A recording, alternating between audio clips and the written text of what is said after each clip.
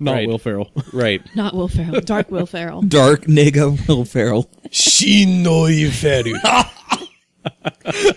Akainoiferu. Just Will Ferrell, but with a goatee that's black and drawn on with a Sharpie. Ultra Instinct Will Ferrell. Right.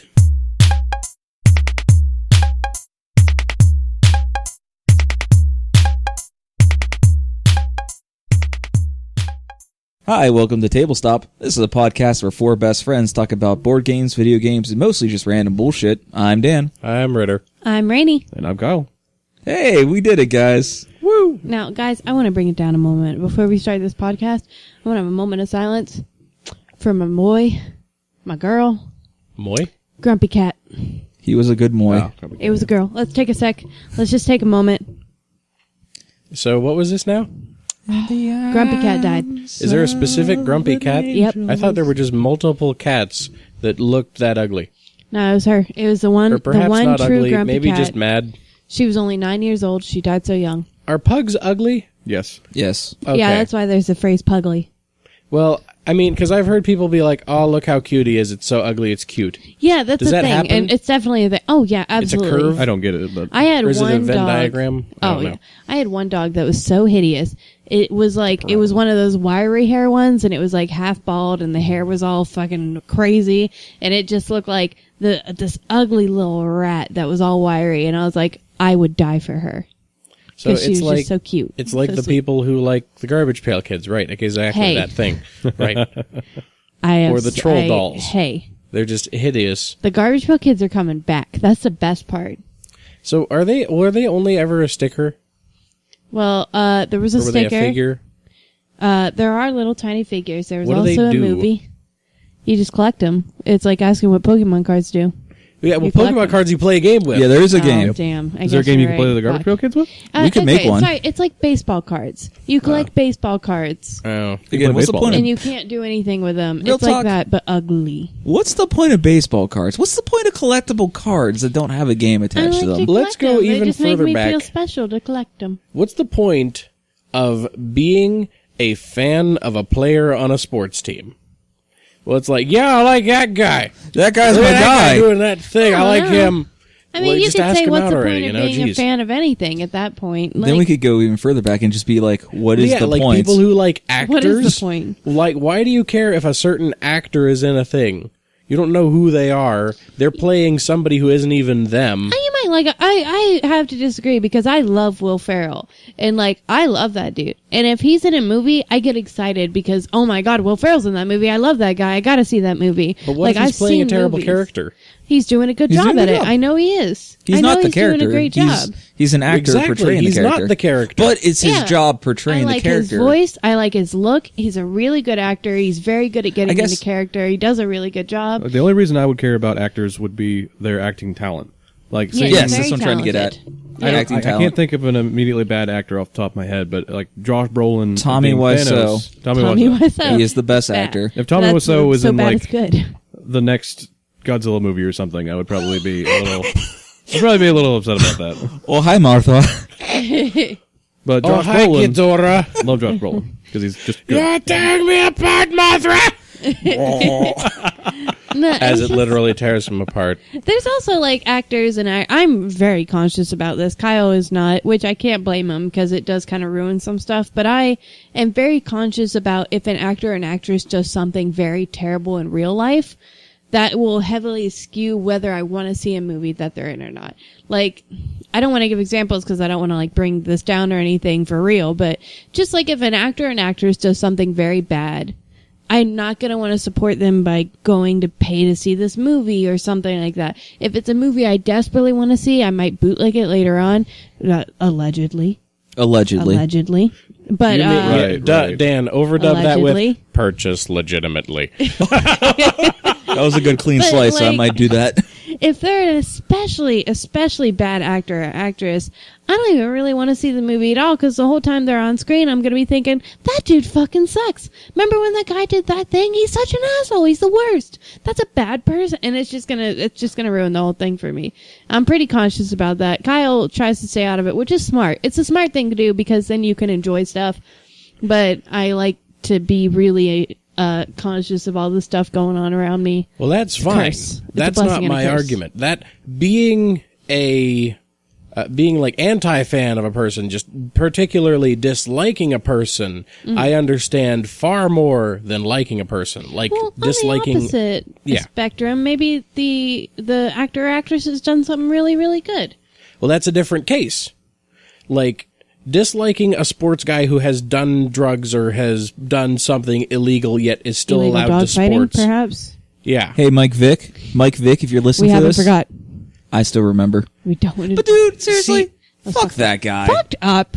That's, What the yeah, fuck? it's awful. So fucked So I can way more understand disliking a person or being like, yeah, that guy in particular, don't like his jazz.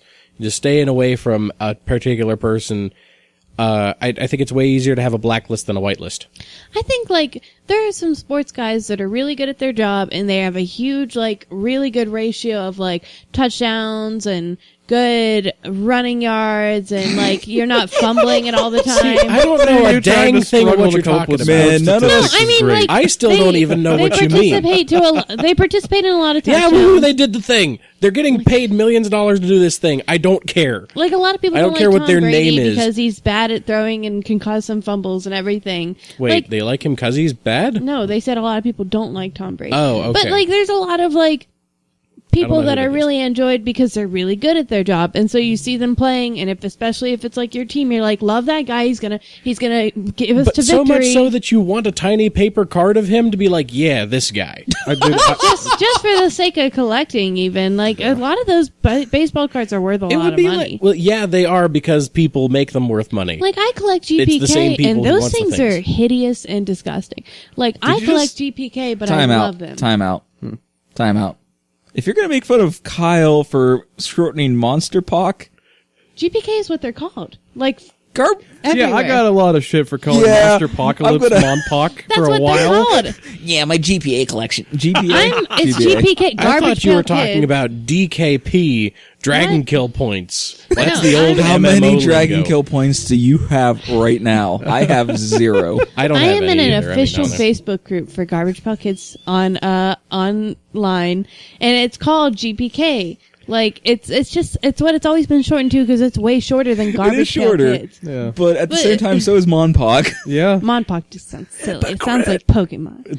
But Sorry. like, I collect Garbage Pail Kids stickers, and those things are literally useless. They're stickers that you can't even stick anywhere because then you've ruined it. Right. They're just stickers on a It's card that accurate. you can't use. But I love them. I just like the being able to collect something and having a book of like cards that you've collected and being able to look through and be like, oh, this one and this one and this one. It's something very enjoyable about it. It's like collecting like paper clips or stamps. People collect stamps, and Or it's Gundam like, models. what's the point of that? People collect yeah, rocks, but and it I'm like, takes I love time to rocks. build a model. But I and collect rocks, and those are just rocks that sit there too. They I are don't just know. rocks. So Yeah. you, so And you I need love a. People have different tastes, man. People have weird hobbies. Sometimes they don't. I guess, they don't always but have the a purpose. The one I still go back to of being like, what the heck is the baseball cards? Like liking a particular human enough to just be like, I want that guy's picture on a little card. Dude, if I they don't. made I don't actor get and the worship actress either, cards, but I it's a guarantee you thing. people would get those. Oh my God, we're gonna Like censor that actor out, trading and that's our cards? $1 million idea. But no, If people made trading cards with actors and actresses That's on it, exactly that would be what this would insanely be. popular. Is that I guarantee like, it. I don't know how it would be like because then you would have like do you do an actor but like have a different card for every role that they played? You could do special character roles. Oh, Yes, Like somebody man. absolutely. just picks every character that this dude has I got played. the masked Jim Carrey card right here, holographic. It costs 3 energy to get out, and it does 16 and then damage. you make a game based around. Oh, Oh, I've Make got a my game. mythic rare Indiana Jones Harrison Ford right here. Oh no! I see that you played your Harrison Ford card, and here is my airplane card because he can't fly planes very well. He crashes a lot of planes in real life. You have a He's whole also binder. very old. You could just have a whole binder of Will Ferrell and his different roles. That'd be nice, actually. Will Ferrell would I be do like uncommon Will at best. Ferrell. I love him. I don't care. All right, so He's who would be a rare in card? my heart. I think rare would have to be someone who's only played one role. I think that's how you get to Oh, rare no, status. no, you is gotta an have, actor like, who's go only off the been in one movie. thing. It's- Would itself, Sean not just, Connery like, be the a role. rare? I think Sean Connery would probably Yeah, be a I rare. think it's Has more he had a like lot of roles? He's had a lot of legends. roles, but they're all old. Yeah, I think it would have to be like legends would be rare. Like people who are really really high up in the entertainment industry. What's that chick what played in Breakfast at Tiffany's. What's her name? Audrey Byrne. Audrey Hepburn? Yeah. I know it was Audrey Byrne because Gundam, make fun of me. But, yeah, whatever.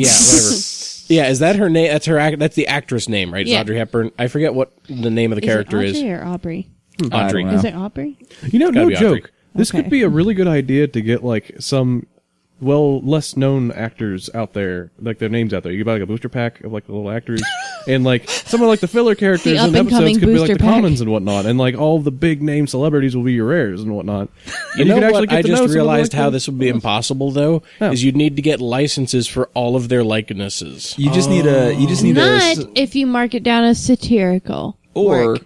if you somehow partner with the Guild Actors Screen Actor Guild Award. Yeah, Screen Actors Guild. Is that how baseball does it? Probably. Like, You whatever. probably have Yeah, to I sign don't a think- contract I don't saying, think, "Hey, you can baseball use my cards likeness." Get permission from every single baseball man. Well, I think I they think they could. do. I'll do 'Cause, like, that. yeah, There's video like one games, they- association that has like the Major League Baseball stuff. I think they just kind of go off of. Now, give you them mark some, it down like- as satirical, you're protected. You change I like don't know one about that. letter, like make it Bill Farble or something like that. Yeah, exactly. Well, that's That'd not be Will two Ferrell. letters, It's Bill but still. Ferrell. Yeah. I mean, they have Everybody's favorite, that guy. Can we just agree that that Bill Murray is going to be the most powerful card in Oh this my game? He's God. going to be Bill like Murray's the going to Mewtwo. get banned. He's banned from all tournaments. Versus his person and his You card. just print him onto the ban list before his card's even made. I mean, he's the key card in the Groundhog Day Infinite Loop. If you ban him, We gotta stop the infinite loops. You would be surprised, though, Endless how eight. much satire Oh. can protect you and things. That needs to be on the list. What? Groundhog Day. Oh, yeah. oh yeah. We don't even use the list anymore. I lost it. I like the metaphorical list. How do you The lose a list that's on metaphorical Google Drive? What? Yeah, that's you could lose the URL. Like, have you heard of that? What was it? It was called, like, Not Tim Hortons, I think. Some dude made a story called Not Tim Hortons, and it sold everything exactly as Tim Hortons did. And he just was able to, like, brush it off as satire. Never heard of that. Yeah. Or someone did it with Starbucks. It was something like, it was one of those coffee shops. It was either Tim Hortons or Starbucks. And it was just like, not Starbucks, not Tim Hortons. And it sold everything the exact same. But like, and the parent company tried to like sue them. Like, dude, this is us. And he was like, nah, it's not. See? And like, he I got a already said it lawyer. And the wasn't. lawyer was like, yeah, it's satirical. Legally you can't distinct. stop us. And he was fine. Pretty sure Well, it's still rolling. Like, we could just do that. Not celebrities. Not Right. Will Ferrell. Right. Not Will Ferrell. Dark Will Ferrell. Dark nigga Will Ferrell. Shinoi Ferry. Akainoi Ferry. Just Will Ferrell, but with a goatee that's black and drawn on with a Sharpie. Ultra Instinct Will Ferrell. Right. All right, guys. Pretty sure Akai is so, red. I don't know what. I guess it'd be guys. Alter? That'd be taken off of the Fate series, though. It's time.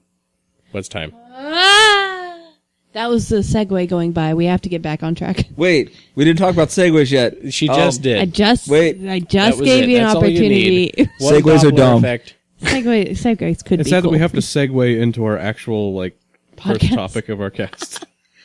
That's my. I feel like that's probably my fault. What's the first topic? Who's the topic? Hey, Ritter, what have you been up to? I didn't do anything. Oh, Nothing that's at all? quick. No games? No playing anything? No, I've done some things. I've been looking at some more collecting things. We'll go back on that topic. So, Hot Wheels cars, all right? All right. what's the point of collecting Hot Wheels cars? All right, here's the point. They released a set just last year, and I missed it. And I found one of the old cars from it while looking for things for the Gaslands. I found this car, and it says Checkmate Series. And on the side was written Pawn. I had Checkmate the atheists. Black King and the Pawn Beetle from that set, and of course I scratched them up and made them all post-apocalyptic, just because. You saw that there were Hot Wheels cars from a chess set and did not tell me! I assumed you knew. Wait, do you like chess or something? Yes, I like chess.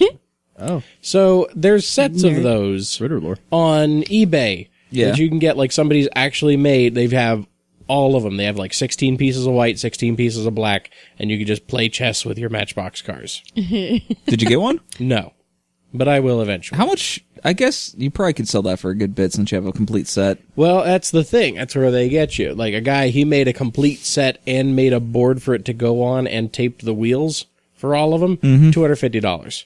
Yeah, that's going to Each be what I car was is $1, so it should be $32 at most. Dude did the work, Factor though. in all the work. He did. I've found some that are like $45 for the set. Oh, that's I saw a not bad. couple pretty doable. at the Kroger's here in town. I just looked before I came here, none. None? Okay. Oh, man. This was a while ago. After a year, Hot Wheels cars cycle out. Like, you gotta be quick. Like, you can't Jeez. just sleep on them. That's crazy. Yeah. Damn, son. I mean, the actual, like, Hot Wheels collectors, you go look for some of the, like, older, rarer ones, and that's where you start getting into money because people demand these things.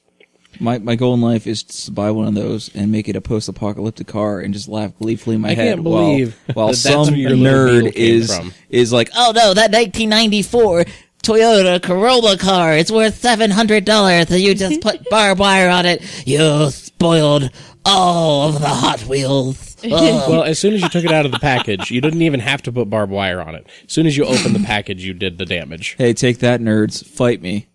At me. Oh wait, you can't. Man, the real dream is getting like one of those Garbage Pail Kid stickers that are worth $1,500 and just unsticking it and putting it on a random wall. What a chaos agent. That would Truly. be awful. So yeah, been playing that, been playing some games on my phone, been cycling through card games as of late. Tried playing the Yu-Gi-Oh! On the phone, and I don't know if I've said this before, stop me if I have. Yu-Gi-Oh! Cards have too much text. They do. There's entirely like too much Magic text the on these Gathering, cards. though. There is so much more on Yu-Gi-Oh! Cards than there are on Magic the Gathering. Don't you play Absolutely. Card Fight? Isn't that literally nothing but Card text? Fight has, well, it depends on which series you go to. If you go to the series that they just got out of, the G series, yeah, they started getting pretty wordy on those. You get into the new series, the V series, way down, drastically lowered, much easier to get behind. Whereas Yu-Gi-Oh! Cards, as they keep introducing new things, just keep adding paragraphs of text to these dang cards. And that was why I had to stop. Because you get into, like, you go play online playing ranked. I got pretty high in ranked. I had a good deck rolling where, that's the other thing. You could get cheap decks super easy to where, like, you have on your turn, like, you have first player can't attack, second player can. If you can set yourself up with a combo, you can win on your first turn. Whoa. Just like absurdly. You can get 2 Blue Eyes White Dragons out on your first turn if you have a proper deck set up and just kill the other person before they have any reaction. Wow. They just have nothing. So that's my complaint with that. So I've been playing Hearthstone, which has drastically less card text. Yeah. But you get these people who have bought all this stuff on there because they just released the Shadowbringers set, and they get into infinite loop combos where you can lose on like 5th or 6th turn, admittedly, but still they could just start wiping out everything that you put on the floor because there's no reaction. You have no instants or sorceries. Or So it's like Keyforge in that regard. pretty much. Okay. Whereas Magic, you have reactions, which is why I keep coming back to Magic as being like the superior card game. Yeah. I give MTG Arena a shot if you want to get I've back into downloaded it. I actually did 2 drafts this morning. Yeah. Went 14-1 on the drafts over 2 drafts. It is Dang. fun. Like, this new set is a lot of fun. How many cards you get in a deck? And a deck? Yeah. Does Oh, it go 60? Yeah, it's still 60, but Oh, okay. I don't play a lot of Construct anymore. I just play the drafts. Which are 40? Yeah, 40 cards, yeah. Okay. Yeah. And it That's what costs, I like, wondered. It's really nice because you can just play, like, there's, like, daily quests and stuff you can do to get, like, gold. Right. And if you just play, like, regular constructed events with the pre-made decks that they give you, you can rack up the gold to be able to play a draft with gold. You don't have to put any money to it. Oh, I see. Oh, you had to put money in, normally, to, like, buy into the draft? I mean, if you want to pay for it with gems, you do. But you can just play regular constructed events with just your crap little starter decks and rack up some gold and play some drafts and whatnot. If you do well enough in your drafts, you can just go infinite, too. So. The only issue with it is it's not on my phone. And what I'm playing these for primarily is to kill time. That's what a lot of people's complaints are. They want it on iOS, they want it on Android, they want it on tablet. But it'd be so intense to try and do such a long game. Like when they're putting Yu-Gi-Oh! And putting Hearthstone and stuff like that on the phones, Yu-Gi-Oh! Normally you get 40 card deck minimum and 8,000 life points. Yeah. On the phone, it is 20 card minimum, 4,000 life points. But they don't change any of the stats on the cards. So the Blue Eyes White Dragon, who has 3,000 attack, is 3/4 of your life gone in a single blow. Oh, okay. So Hearthstone as well, only 20 cards. And you Hearthstone get- was like designed from the ground up to be like mobile compatible, though. It is, and the way they limit that is 2-card per deck. Like, that's your maximum I didn't know mirror that. is 2 of each card. That's cool. But you get into cards that have, like, Echo or whatever, where every time you play it on your turn, you get a copy of it in your hand. Oh. So you have, like, 1/1, 1/1, 1/1, 1/1, 1/1, all the way up to, like, if you were at 6 mana step, now you have 6 dudes out. So, Weird. I don't have any of those, and it makes me sad. Because I'd have to put money in and buy stuff, and I'm not putting money into it. Good man. Don't give Blizzard any more of your money. Right. Well, Thanks, I never Blizzard. gave him any money. Yeah. I bought Overwatch. I gave him money. Dang it. World of Warcraft and Overwatch and Diablo. Yeah. And Oh, right, they have Diablo. Yes, Forgot about Deckard that. Cain could also be in Overwatch. Dude, if Deckard Cain was in Overwatch, stay a while and listen to my gun. What gun does he have? Does he just have a stick? That's just Mercy. Well, no, she has a pistol. Never He mind. does have a stick. Why isn't Deckard Cain in Heroes of the Storm, though? Is he? He could be in there. He's not, though. He could Right? 'Cause be. They have, that's basically League. It's I've just never all played that either. Blizzard Heroes, like their Blizzard MOBA thing. It's fun. Come here, never Ghost. played I am WoW. going to murder you with my scroll of identification. I never had any care to play WoW. I tried it once, I will say. Just like smoking. You try it once, and it was just not for me. Wait, have you ever tried smoking?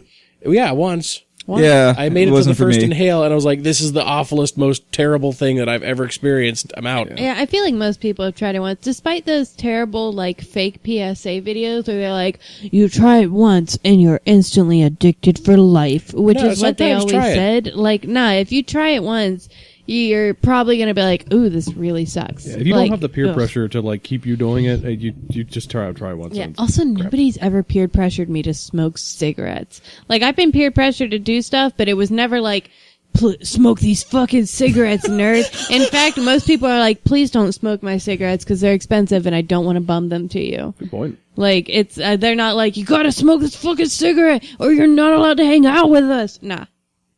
That's just not how it works. Real I had a talk, couple though. people back in college offer them to me. Yeah. But if you say no, they're like, oh man, thank goodness I don't have to get rid of one of my cigarettes I paid for. I was just being nice. True. But real talk, though, despite the health risks and all the negative effects that cancer, the tobacco industry has done over the years, smoking's kind of cool looking still. I disagree All right, wholeheartedly. look up. Have you watched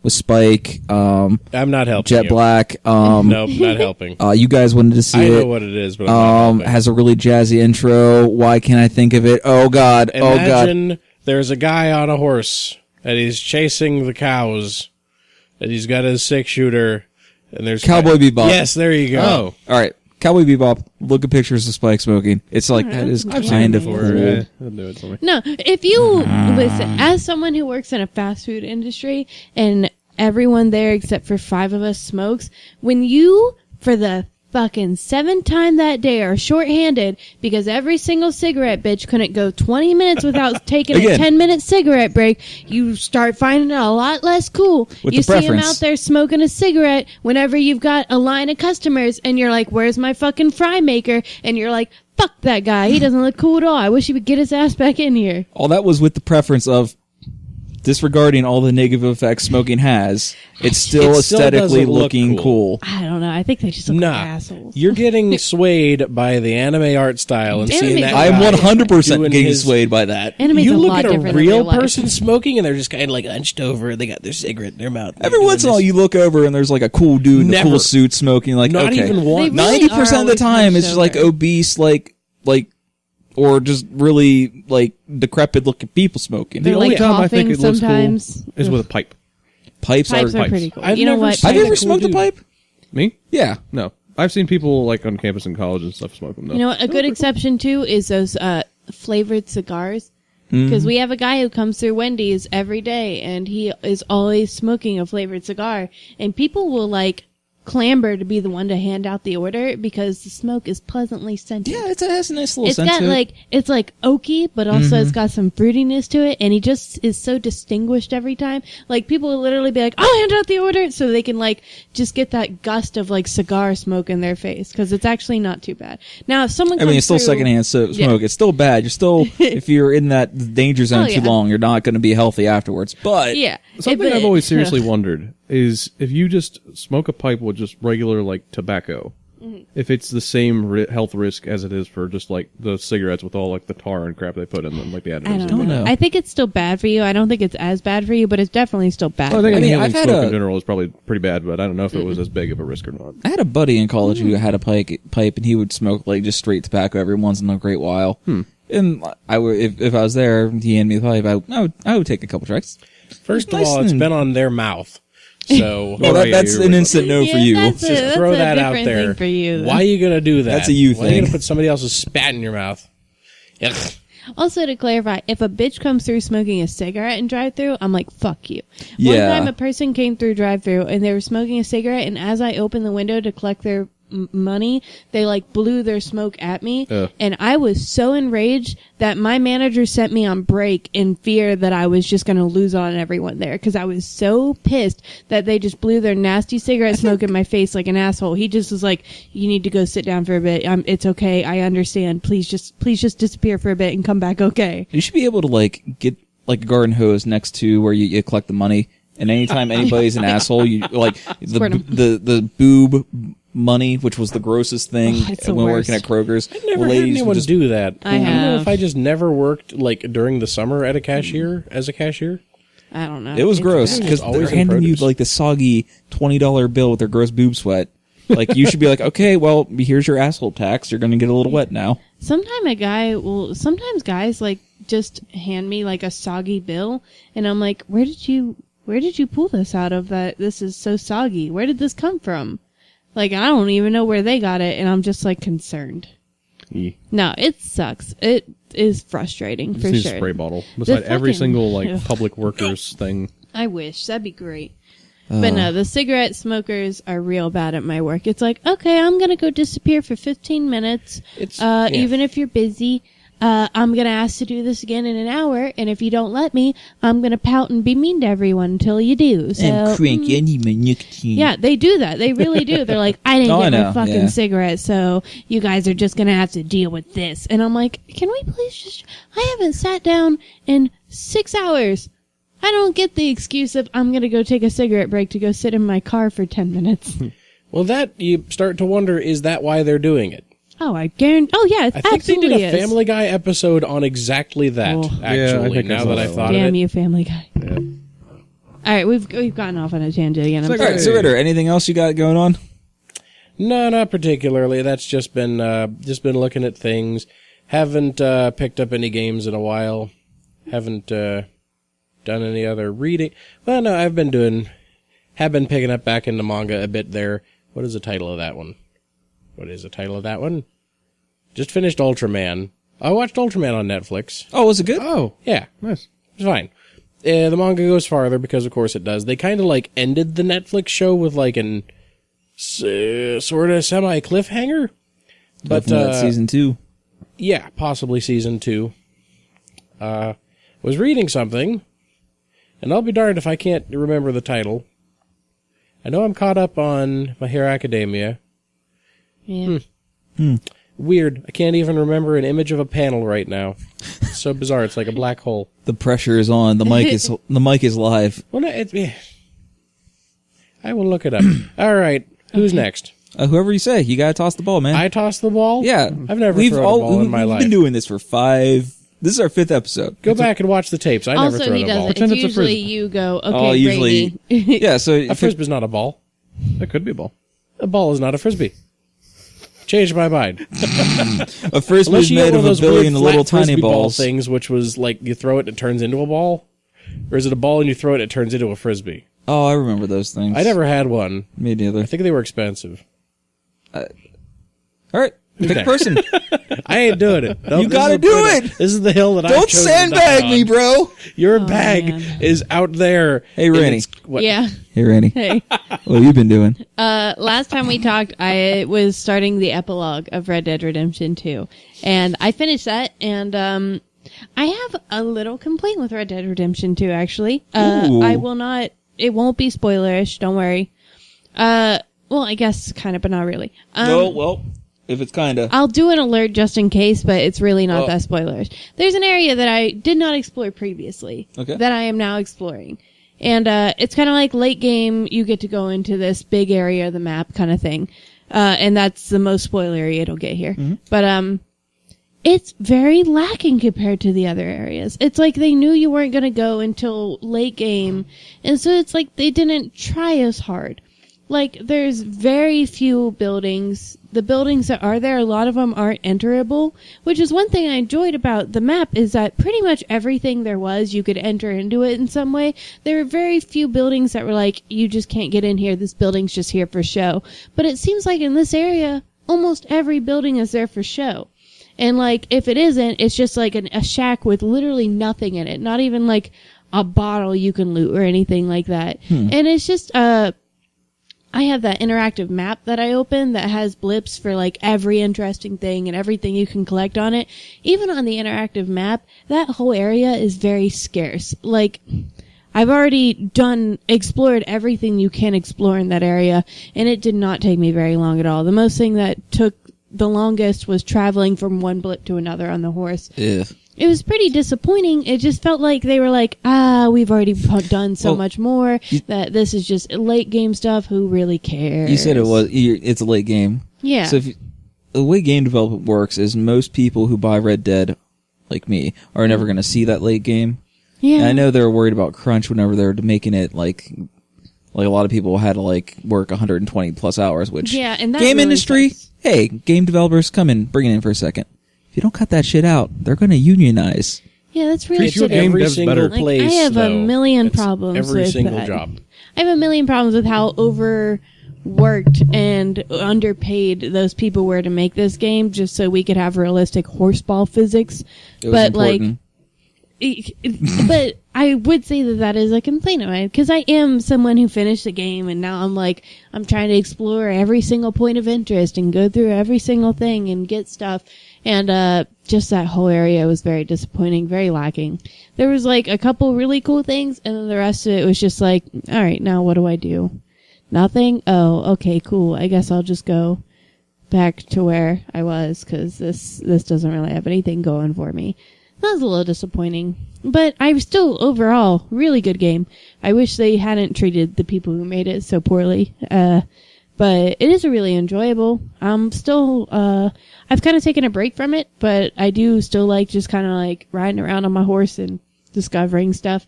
I always have the interactive map open up on my computer. That way I can check stuff off as I go. I just kind of like have started from the left side of the map, and I'm working my way to the right, going from blip to blip, just kind of checking off as I go, checking out everything, exploring stuff. It's cool. There's a lot of fun little hidden Easter eggs that I really enjoy. And, besides that, I've started watching Charmed because I have nothing going on. Was Oh, that really? like the 90s witch show? Yeah, I watched like the first 3 episodes on Netflix, because they have all 8 seasons on Netflix. And oh my god, each episode is 45 minutes long, which I didn't realize when I started. Oh. That's a like long half show. a movie. That must have been like an hour episode whenever it was on TV. Absolutely was. I remember, I told Hannah this. I watched like a lot of Charmed, almost all of it with my mom when I was like a kid. We would watch it like as the new episodes came out on TV. And, I just don't remember any of it like at all though. Like, it's like it was erased from my memory. It was just scrubbed out to make room for facts about pudding or something. I don't know. It's just gone. It's like, we don't have enough Pudding room for fact this. number 37. Pudding has a skin on it if you let it sit in the refrigerator. Put the fact It just erased it out of my mind. It was like, we don't have room for this. I like tapioca. I'm sorry, I just really wanted to say the word tapioca. So I don't remember any of it. So I figured I need a new show to binge. I've binged so many shows, and I just need something new to fill that little binge void. So let's check out Charmed. It's not Charmed? bad. Hey, It definitely gives off that old-timey vibe. I know what you're going to say. You know a show we could binge? I know. Firefly. I know. Oh my god! No. You Oh won't my I god! gotta watch Firefly. I know I have to watch Firefly.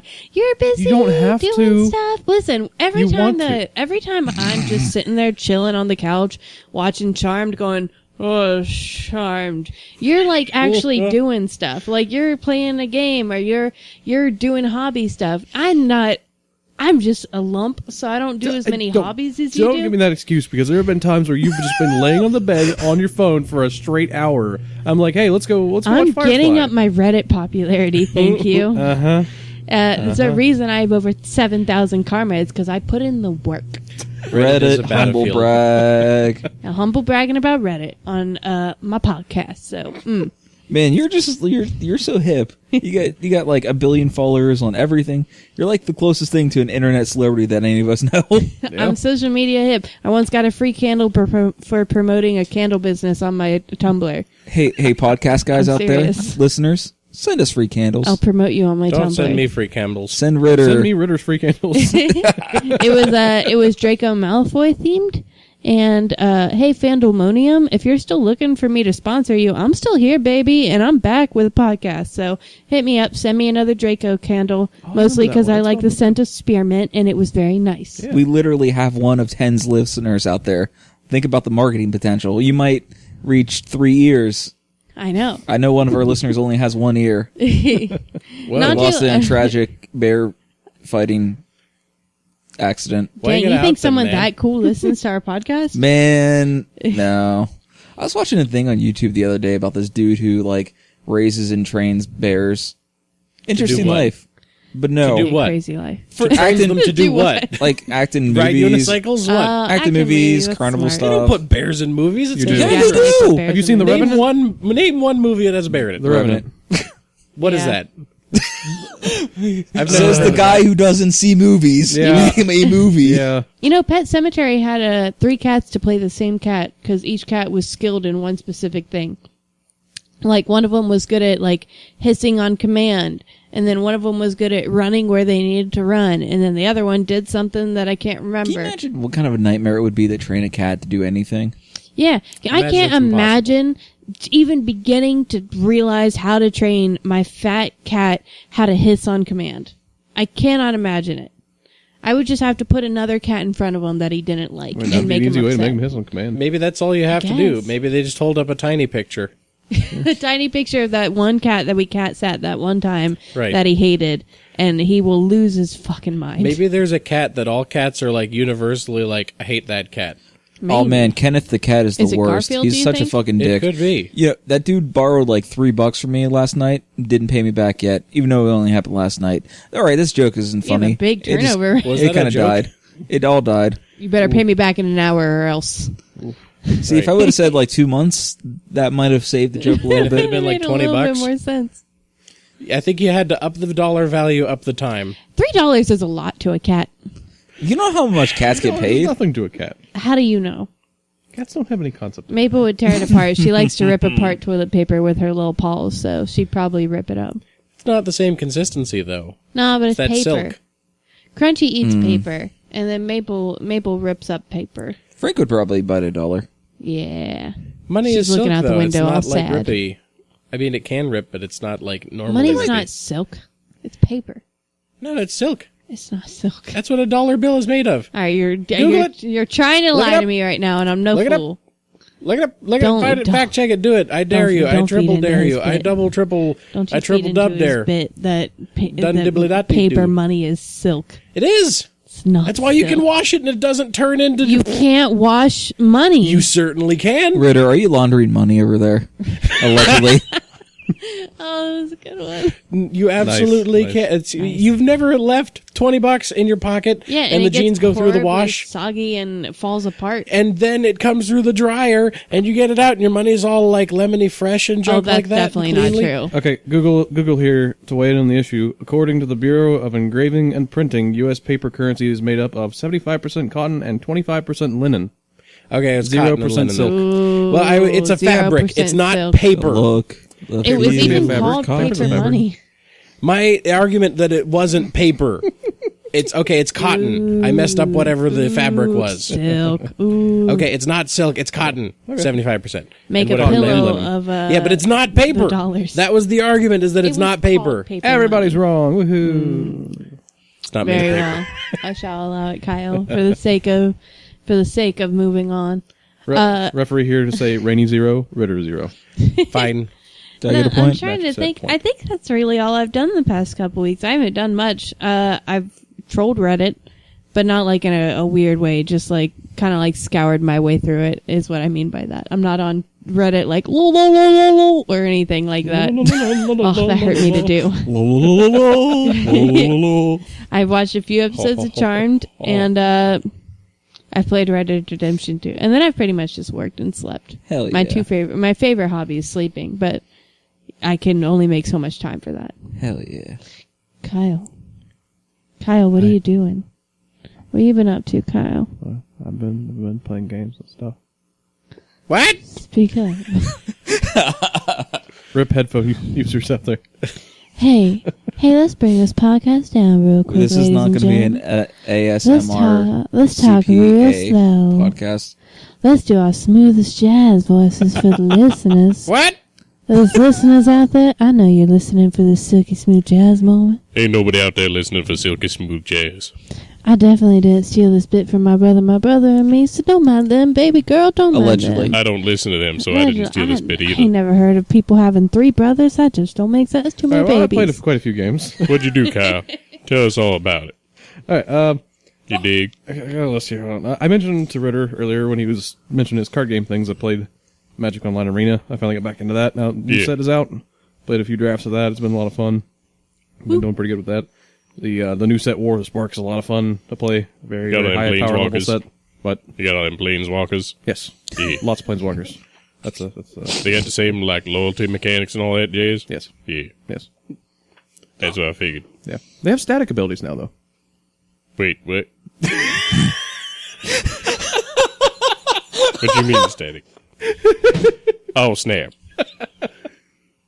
Yeah, like a lot of the planeswalkers are in the set now. Instead of just having like an uptick ability and a minus ability and an ultimate or something like that, a lot of the uncommon ones only have a minus ability and they have a static ability with it. Like they're out in the field, they act like an enchantment. Like like one of the white planeswalkers has something like you and your dudes can't be dealt non-combat damage, and you can -2 to exile a creature with power 4 or greater. I remember the werewolf one, like Arlen Court or whatever. Arlen, yeah, she's a really good one. The transform only has minuses. Yeah. And Is that the Bloodborne set?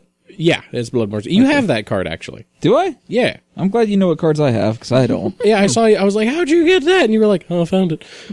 Yeah, Arlen's back in this set. She's just a green card, and she has like a -2 that just makes a wolf.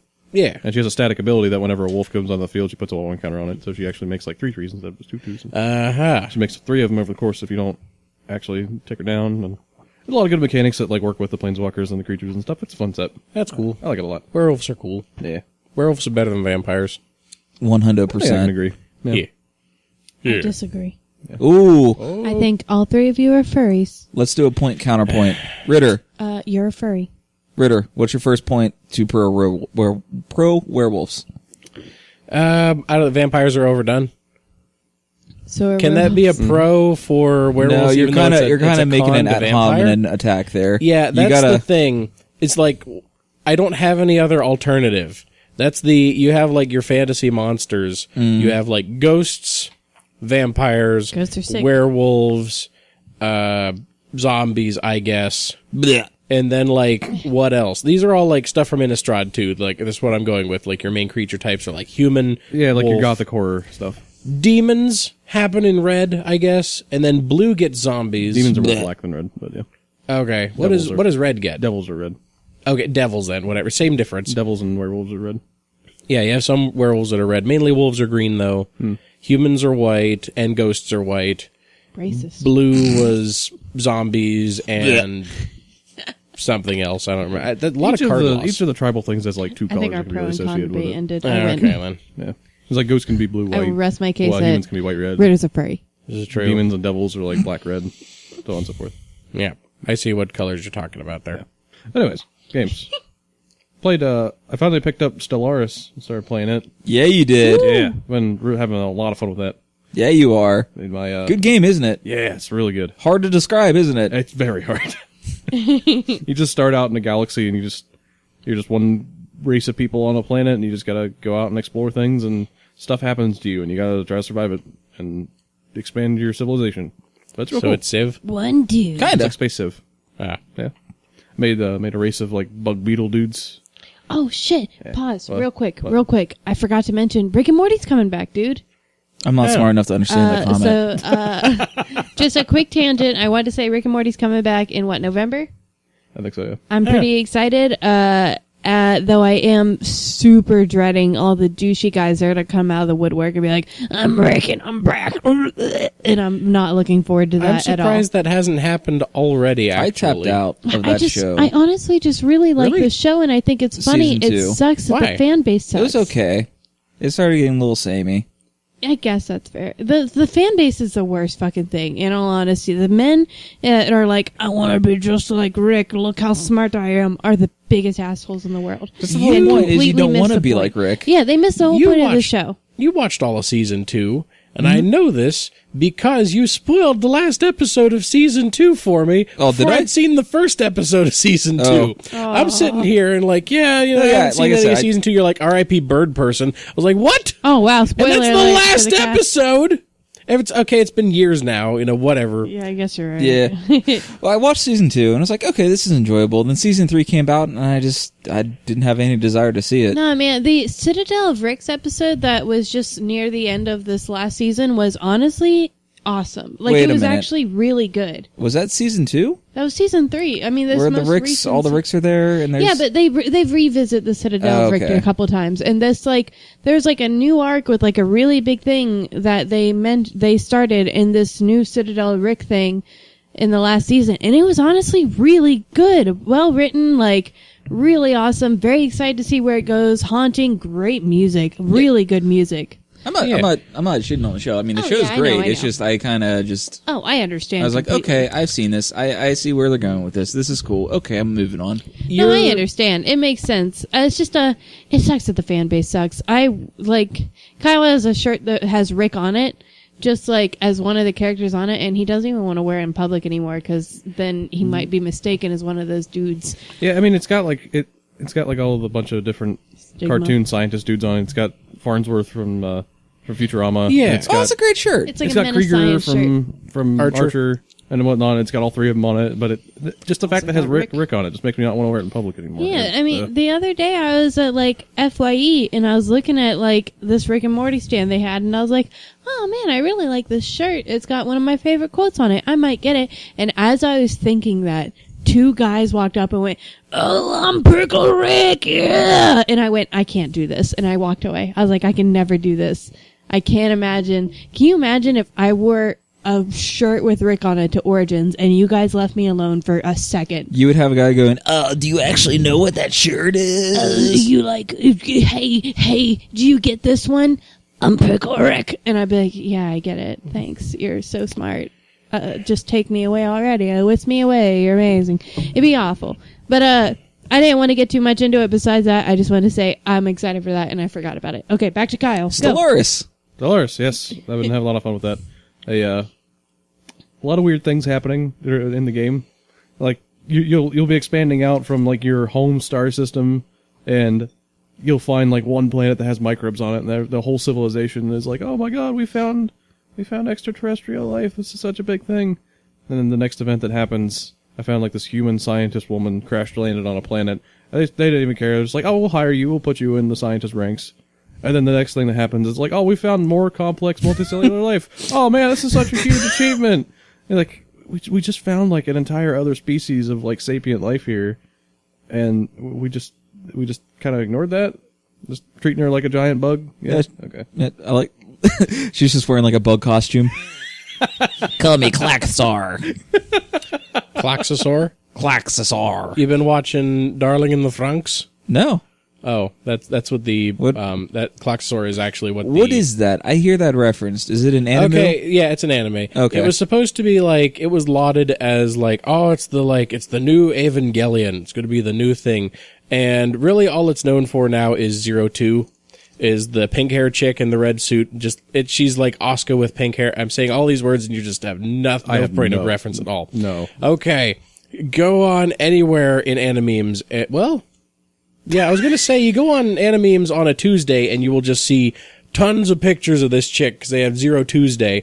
But I don't know if that's still a thing as much anymore. It might have kind of flown by the wayside. But yeah, it was supposed to be a big popular thing. By Trigger, I believe. I'll look that up and fact check that in a second. At least it's got kind of like Gurren Lagann sort of animations every now and then. But Anybody fighting the power? no, there is no one fighting the power. Not as good as Gurren Lagann. Nothing is as good. Maybe JoJo. Maybe JoJo. Maybe JoJo. I'm giving JoJo that high of a claim. It might be as good as Gurren Lagann. It's all right. It's a different Gurren thing. Lagann. I tried. You just need gotta to get try past again. the fan service in real life. I can't get past the fan service. It just takes me completely out of the The experience. fan service You gets gotta try turned down again. a little bit. I think it gets turned up a little bit. I think it gets turned back down. Yeah. You gotta try again. Just Yeah. all right. So Stellaris, Bug Peoples. Stellaris, Bug People's not. I haven't really got very far with that. Not really much else to report there. I've been playing a lot more Smite recently. Been playing. I don't know what I could talk about with that. It's just still Smite. Yermagonering up. Yermagonering it up. Yes. Well, That's hard to say. I'm actually pretty sad now that I've got with now that I've kind of played a few games with Jormungandr. He's kind of underwhelming. He's just real big. That's his thing. He's real cool. He's real big. He's got a lot of cool, flashy things, but I can't make him work. I can't make him work. Can't do anything with him. Sad. I kind of want them to buff him a little bit because he seems a little underwhelming right now. But That big boy buff. yeah, That's surprising. Normally, new champions, when they first come out, are, if anything, overpowered. Yeah, that's like their main Smite's thing is that when they really come out with a new god, it's overpowered for like 2 weeks, and they'll come out with a patch that like nerfs it, and Right. they'll make it overpowered for the first 2 weeks to kind of like live up to the hype, and then they'll shoot it down and release the next one. That one will be overpowered, and so on and so forth. No, King Arthur was the one that was like came out and was overpowered, and they have not tamed him down. King Arthur There is are- not a god. There are just mythological figures in there too. Like, It's just become fate. They're just pulling. They're just pulling heroes now. well, like and calling Hercules them- is one of the ones that was like in the main game, and he's just a dude. He was. I never saw that. Hercules in there, yeah. I thought you had like Zeus, Athena, Artemis, do. Orion. Arachne is just some weaver chick that Athena turned into a spider. Guan Yu's in there. He's just a dude that just did really good. Guan in Yu's a Chinese. spear user. Guan Or Yu? like some kind of yeah. He's got a wasn't Guan he? Dao. He's like got like the big like bladed spear thing. And Oh, maybe I'm thinking of. There's a Fate champion that's. I can't remember what it was. I thought it was Guan Yu. Maybe it's not. I'll look that up. yeah, but no, they have find like these they have things. Arthur. They got Merlin. They've got like a lot of like random gods, just like one of each god from like a bunch of different pantheons. They got like Pele from the Polynesian pantheon. They got like Baron Samedi from like the Voodoo pantheon. They got like Chernabog from what is it? The Celtic, not the Celtic. The Oh man, you saying that name is like reminds me that American God should be out soon. oh yeah, American Gods is the second season coming out. Oh, we know it already is out. It is a snap. Yeah, I just haven't watched it yet. I need to get on that. Sorry, I didn't mean to derail, but No, I'm trying to remember. There's another show. Oh, that, Li Game of Thrones? Shuwen is who I was thinking of. Oh, okay. But there's another show I'm really excited to come out at the end of the month, and that's Good Omens. oh yeah. Yeah, I'm such a big fan of that book. That's Written a by great Terry book. Pratchett and Neil Gaiman both. Hannah's Oh, also man. really excited to watch that. Yeah, She's a yeah. big Terry Pratchett and Neil Gaiman fangirl. End of the month Good taste. too. I've already got my tickets reserved in the biggest theater that's around us, IMAX theater and everything. King of the Monsters. It's gonna be great. Finally. Kyle's never seen anything in IMAX, so it's gonna Hell be yeah, fun. Batman. Oh, I can't wait. It's for this gonna movie. stop be I've fun. waited I think I so saw long. one of the Hunger Games at that theater. Theater's nice. The movie was boring. Oh yeah. Yeah. The first Hunger Games movie was really, really bad. I think it was like maybe the third one. I don't remember. It was years ago. The Hunger Games movies are worse than the books, but you could say that with like pretty much anything that was adapted into a movie Yeah. before book. But the first one was so especially bad. I'm pretty sure they actually fired the director after it and hired someone new. It was very bland, no background music, very awkward silences. It was a whole thing. But yeah, they just got someone new. You've also been watching Game of Thrones, right? Oh yeah, how did I? How do you feel about that? Because I've heard some things. Yeah, I've heard lots of opinions. I feel many conflicting things about that. Spoiler warning for anybody that's out there. I'm going to try not to do any spoilers, but if you want to be safe, skip ahead. I don't know, a few minutes, I guess. I don't know. Yeah, the third episode was the one that kind of was the turning point for me. I was really hyped for the first two. They were kind of building up stuff. They were doing pretty good. The third one kind of killed off a lot of hopes I had for how it was going to turn out, which honestly I think is what a lot of this hate is. It's just a lot of people were hoping that things were going to turn out one way, and it didn't turn out the way that their fan theories and things that they hoped it was going to be didn't turn out. So Because Well, it's- I tapped out. Well, didn't tap out. We just stopped watching around season 3. Yeah. And I've read all the books, so I've kind of been in this weird position where I don't want to watch it just for book spoilers. Yeah. But from what I understand is, like, the whole thing with Game of Thrones is, so mild spoils for season 1, but, like, Ned Stark, basically the first character you're introduced in the entire series, he dies at the end of that season. Yeah. And it kind of puts you in this frame of mind of, no one is safe. No one in this series is safe. Exactly. And the other thing I really liked about it is you got a good sense of, like, people traveling. Like, oh man, we're up here in at the wall. We got to go all the way down to King's Landing. It's going to take us half the season to get down there, and we're going to have a whole bunch of on-the-road adventures and shenanigans. But from what I understand from what's going on now is they basically just have the Skyrim fast travel map open, and they're like, blink, we're here. Blink, we're there. That's true. But, I mean, a lot of it's because they focus on Dany and her dragons, and she can just fly around and do whatever so quickly. And a lot of it's on, like, fleets, too. And whenever, like, an army's on the march, they'll just go focus on some other person for, like, half the episode, whatnot. But you're right. I mean, there is a few things like that. Like, Arya and the Hound were going down to King's Landing in one of the episodes, and, like, the next episode, they're just there. Yeah. Even though it's, like, a half a continent, they're just like, okay, we're here. It's been a few days. Yeah, whenever the show started really, like, taking a hard left turn from the books is when I was like, you know what, I'm just gonna wait for the books to come out and I'll catch the show in a little bit. Yeah. Little did I know that we're still waiting. Hey, George, write them books. Actually, they're probably already reading. He's probably just kind of waiting to He's release just them sitting on 'em. strategically. Which, Like a smart mother on hen. him. There were rumors going out that he actually had, like, The Winds of Winter and Dream of Spring already done. Oh, And I that he was believe just that for sure. Yeah, but from a new few set of interviews that he's done, like, I don't know where this is coming from. I'm not even close to being done with Winds of Winter. I am losing my mind. Or conspiracy hat time. He really has all the books done. This is Alex Jones. He has all the books done, and he's just waiting. He's waiting for the globalist cabal to commence. Okay. I just wanted to get my Alex Jones jokey fun out of the way for this episode. Are we talking about conspiracies? I got a conspiracy. We'll get there. Yeah. Yeah. We'll get there. Save that. Put a pin in that. Conspiracy time. Continue with your Game of Thrones. Yes, you got a good conspiracy. What really killed this season for me, though, was the last episode that came out. They just did characterizations, like, really, really poorly. 180 flips on characterization that they've set up through the whole series kind of thing. Stuff like that. Idiot decisions with just something that they could have easily just written just a little bit differently. Like, well, another big spoiler, as if this whole segment hasn't been a giant spoiler, but in the 4th episode, Danny's got 2 dragons left. One of them died in Oh, you're season. going RIP. full spoiler now, huh? Big spoilers. Yeah, that's Like, what I you said. went Like, from, spoiler like- alert. Yeah, You went from vagueness to like, here are some very specific spoilers for the final season. of Game that's of why I Thrones. gave it another alert. I was like, okay, spoiler alert right here. Yeah, but so Danny has 2 dragons in the 4th episode of the 8th season, and they're flying to Dragonstone to set up camp and whatnot and get ready to attack King's Landing. And the second dragon that she's flying with, because she's flying on her big, cool, badass black and red dragon Drogon, his name's Rhaegal. They are just flying around, and Rhaegal just gets sniped down by like 3 harpoons. And the camera pans to like this entire fleet of ships in open water Did not see them?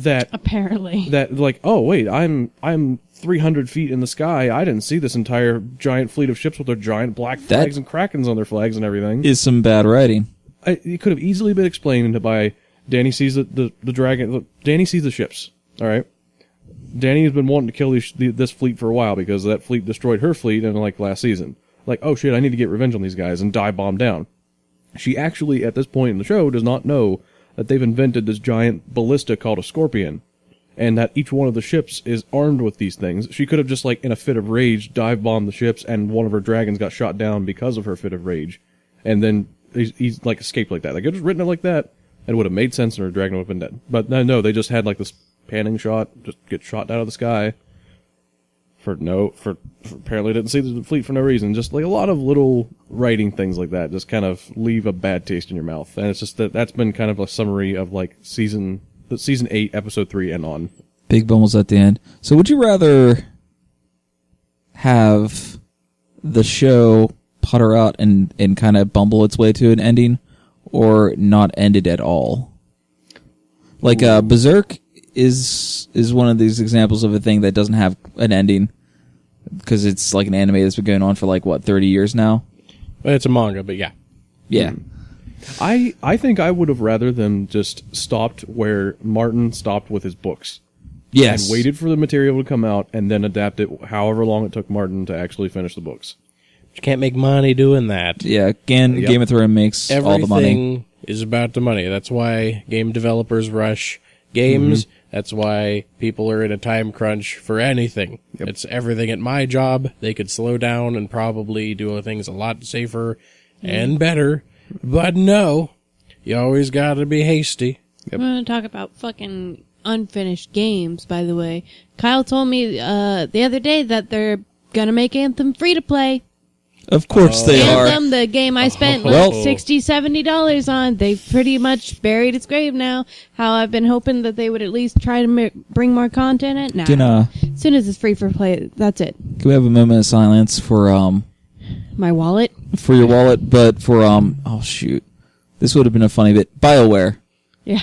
BioWare. R.I.P. BioWare. You one developed of my favorite game studios for so long. I'm so pissed. Hey, EA, just stop. I'm Just so stop bitter. eating good game developers and putting them on projects that they have no right, no expertise to do.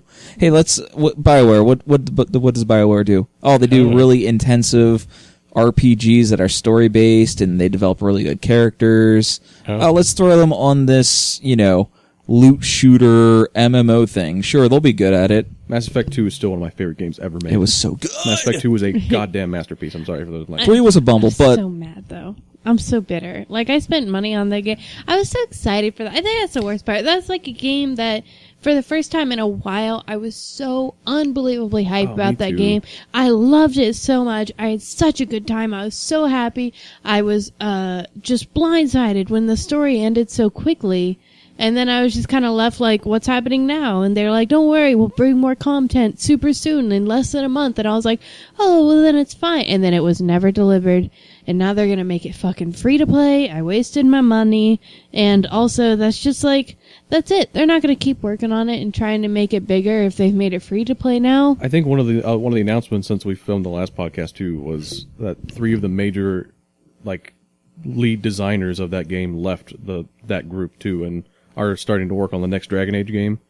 And they're actually making another Dragon Age? They're making another Dragon Age game. Are they going to make it good this time? And not like the second one? They're making it like Anthem, from what I understand. Like a game as a service kind of deal. Oh my god. Yeah. Well, I'm not buying that, so...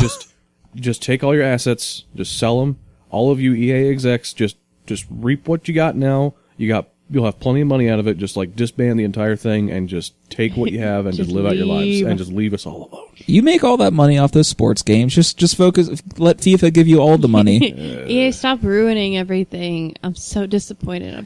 Honestly, whenever you guys were first getting hype about Anthem, and I saw it was from EA, I'm like, it's not going to be a good game. That's like most of the reason why I didn't buy in on it. I was like, this is going to be bad. I had so much hope. I was having so much You guys fun. had hope, and I didn't want to crush your hope. As I wanted was to believe like, in BioWare though, man. I wanted to believe that they could put something out there. If but not they got the EA. corporate heel of EA right at their throat. There's not much they can do. It's true. So That's such a sad arc though, because the first episode of this podcast was us with Anthem hype. And then we just the slow decline over the episodes. And Anthem's dead. Episode 2 is like, wow, I beat that really quick, actually. Hopefully they'll make more. And then episode 3 is like, hey, they released a dungeon, but that's not a lot. And then episode 4 is like, I haven't heard anything from Anthem in a while. And then this episode is like, they're making it free to play and it's dead. Well, oh wait, no, Fallout didn't go free to play, did it? Fallout 76? No, they're still that thing's producing still ruined. decent. It's starting to get to the point where it's okay now. Is it? Maybe there's a year a from now I'll YouTuber. pick it up. There's a YouTuber, Miniature Nerd, I follow, and he doesn't play it often, but every time they come up with a content pack or an update, he always covers it. Seems like they're adding some more to it. Yeah, maybe a year or two from now I'll pick it up. You see that dude that modded Fallout 4 to be like Fallout 76, but later in the future? Yeah. That was pretty cool. We need to have a Fallout cast because I got some thoughts and opinions, but now's not the time to air them. I got one more thing to say. Yes. Talking about all these AAA developers and stuff, I want to throw out a shout out to a little indie developer of a game that I love. Oh? It's coming out. It's been on Steam for a while now, but it's coming out for Switch now. Anybody that owns a Switch, it's Crosscode. Crosscode is a fantastic little game, like top-down isometric shooter beat 'em up kind of thing. It is so much fun. It's just a nice little game, like $20. Like if you just look up a demo or look up a video of it, trailer of it, see if you'd like it. I want to give them a shout out though because that's a fantastic game, and I'm really excited to come on the Switch. You gonna buy it again? I might actually. I always that's what I do. I buy something on Steam, and then whenever it comes out on Switch, I buy it for the Switch just because I prefer playing it on the Switch. I was really debating whether or not to buy Stellaris on Xbox. Nah, you bought it. You bought the correct version. Whenever you take a 4X strategy game like that and try to put it on a console, like I don't know if it's good or not. I haven't seen anything. This has just been my experience throughout my I don't know, 25 plus years of playing games. But when you take a strategy game like that, you put it on console, you have to dumb down like the UI. You don't get like the control you get out of a mouse. Yeah, losing hotkeys is a big thing. Losing hotkeys is the biggest thing. It's a real big thing. Yeah, but I don't see that transferring over pretty well. I've There's seen some it- games that would transfer over better, but that one doesn't. Like I'm just thinking of like for the N64, they took Red Alert and they made a version for the N64. And that's the version my buddy played all the time. I'm like, dude, this isn't good. I've seen it work before though. Like it is dumbed down a little bit, but it's still playable. Like Halo Wars was one that was designed for I think it was just for the Xbox. But Yeah, as an RTS, and I liked it quite a bit. I mean, I'm saying whenever you like port over an RTS that was already designed for the PC, Yeah. and try to do a console version. I mean, good on them getting Stellaris out because it's still a fantastic game. And if you don't have a PC that can run it, definitely pick it up on a console. I For feel sure. like you could do hotkeys on a controller though. I feel like you could. Like you could just have like the trigger buttons be like modifiers for like the face buttons. That's how Final Fantasy 14. I was just going to Is that a say thing? that. That's exactly how it plays. Really? Is that you have your neutral set of buttons, and whenever you hold down right trigger, it is this set over here, and when you hold down left trigger, it's a different set for the same buttons. Oh. So you end up with 12 different buttons instead of, because it maps them to A, Y, X, and B, I use Xbox controller, and then your other little D-pad down here is your other stuff. Oh, cool. So when you're walking around, A is like select a target, X is your map, B is cancel, and Y is jump. When you're holding down the right trigger, it's whatever you map your stuff to. So if you're a monk, you put one rotation on BAY is how I do that. And then I put my second rotation on the other trigger and make it BAY again. So I know that I hold this trigger, hit this, hold this trigger, hit this. Oh. If I want buffs, I normally put those on the D-pad ones. Like if I want internal release or second wind or whatever, hit those off of there. And then I've seen people do this nonsense where they add another layer of modifiers on the RB and LB buttons, so that you end up with 24 different things. Not that many. It's 5 times 6. It would be 30. No, it's not 6. It's 8. 5 times 8, 40. 40? Seems like a lot. That'd be correct, though, yeah, because you have 8, 8, 8. Yeah, a lot of 8 options. I don't in know. neutral. Yeah, That's it'd be a one lot. way you could do it. The other thing is panning around the map itself. It would be a pain with the joysticks. Like you'd have to have one that zooms in and one that pans your camera around. And you'd probably have to have some sort of button that either I feel like pulls there's a out way the to galaxy implement it. map. I just feel like the people haven't really sat down and tackled that development problem and just tried to make it work. Like design from the ground up a strategy game for a console. Yeah. Like I mean, people designing these things are working on a mouse and keyboard anyway, and Yeah. from games early history, any kind of strategy game has been on a mouse and keyboard. I feel like there is a way to do it for console and make it flow smoothly and work pretty well and not be too clunky. I'd like to see it at some point. It'd be nice. Figure it out. I'm not a game dev. You personally, figure it out. I don't Do know it. how to code. I don't know these Figure it things. out personally. You. Bracket, colon, C... But. I don't know. But? Bracket, Wait, Dan was colon, making but. a game. I was just making a game. It was going to be the greatest game of all time. You'd have to play this podcast and then put your speaker next to a mic, and that mic has to be onto a computer. And then whenever I say the code, it will play the game. Do you remember, as kids? You remember those old Logitech? It was this Logitech laptop No, it wasn't Logitech. It was whatever like Play School or something. And it was this little laptop, and you had like little tapes, like cassette tapes, and you put into the laptop, and you'd hit play on it, but then it would like play a game. I don't think I've seen that before. No. It was the weirdest thing. Like it was a hot minute during like probably like 95, 96 that had these. Oh, I was like 3. Born in 95. You kids. Remember? I was born in 90 and I don't remember this. I had one, and it was the neatest thing I could never Like figure out. Leapfrog? Like Leapfrog. That's the Leapfrog company I was cool. trying had to. one of those. Yeah, that's the only thing I can think of that's similar to what you're talking about. But it had like little math games and stuff. It was the coolest thing, and I was always like, Blaster, math blaster. it wasn't Math Blaster. It was whatever was on this little cassette that I put into the little cassette player. Did you have math typing blaster? I had Maybe typing speaking? I had Beyblades Blaster. Beyblades. Yo, when we get into the Beyblades, Get your Beyblades out here, Ritter, we gonna man. play I got Beyblades? this Beyblades. isn't a I've been bit. thinking We about, generally want to play It's the not a Beyblades. bit. I want to play Beyblades, dude. I haven't played Beyblades since I was a kid. I want to do it again. I've never played Beyblades. It's so good. Oh. It's so pure. I mean, it's tops. Pure. Is it like Bakugan? It's wholesome. No, it's it's not so like good that. though. I didn't really like Bakugan. You No, just roll no a one little does. ball. Oh, okay. Ugh. Beyblade sounds fun, though. You guys Beyblades. talk about Beyblades. You a just lot. put tops in a thing and then they hit each other. That That's all does it sound is, fun. top. You're Plastic sandbagging yourself so hard. I want to get drunk and play Beyblades. Blibbids. Bubba's. Blubbids. Dan, Yes. what have you been playing? What have you been playing and watching and reading and all that media What you stuff? been What up have you Oh Jesus. Everything. all at once. Let me see. How should we start? So, this time of the year is whenever Games Workshop, they preview all their releases for the next 3 quarters of this year. Like Christmas Because Eve. Origin's happening, Gen Con happened or is happening. This is just whenever G-Dub's real busy pumping out things. So there's a couple things that G-Dub's announced that kind of caught my eye.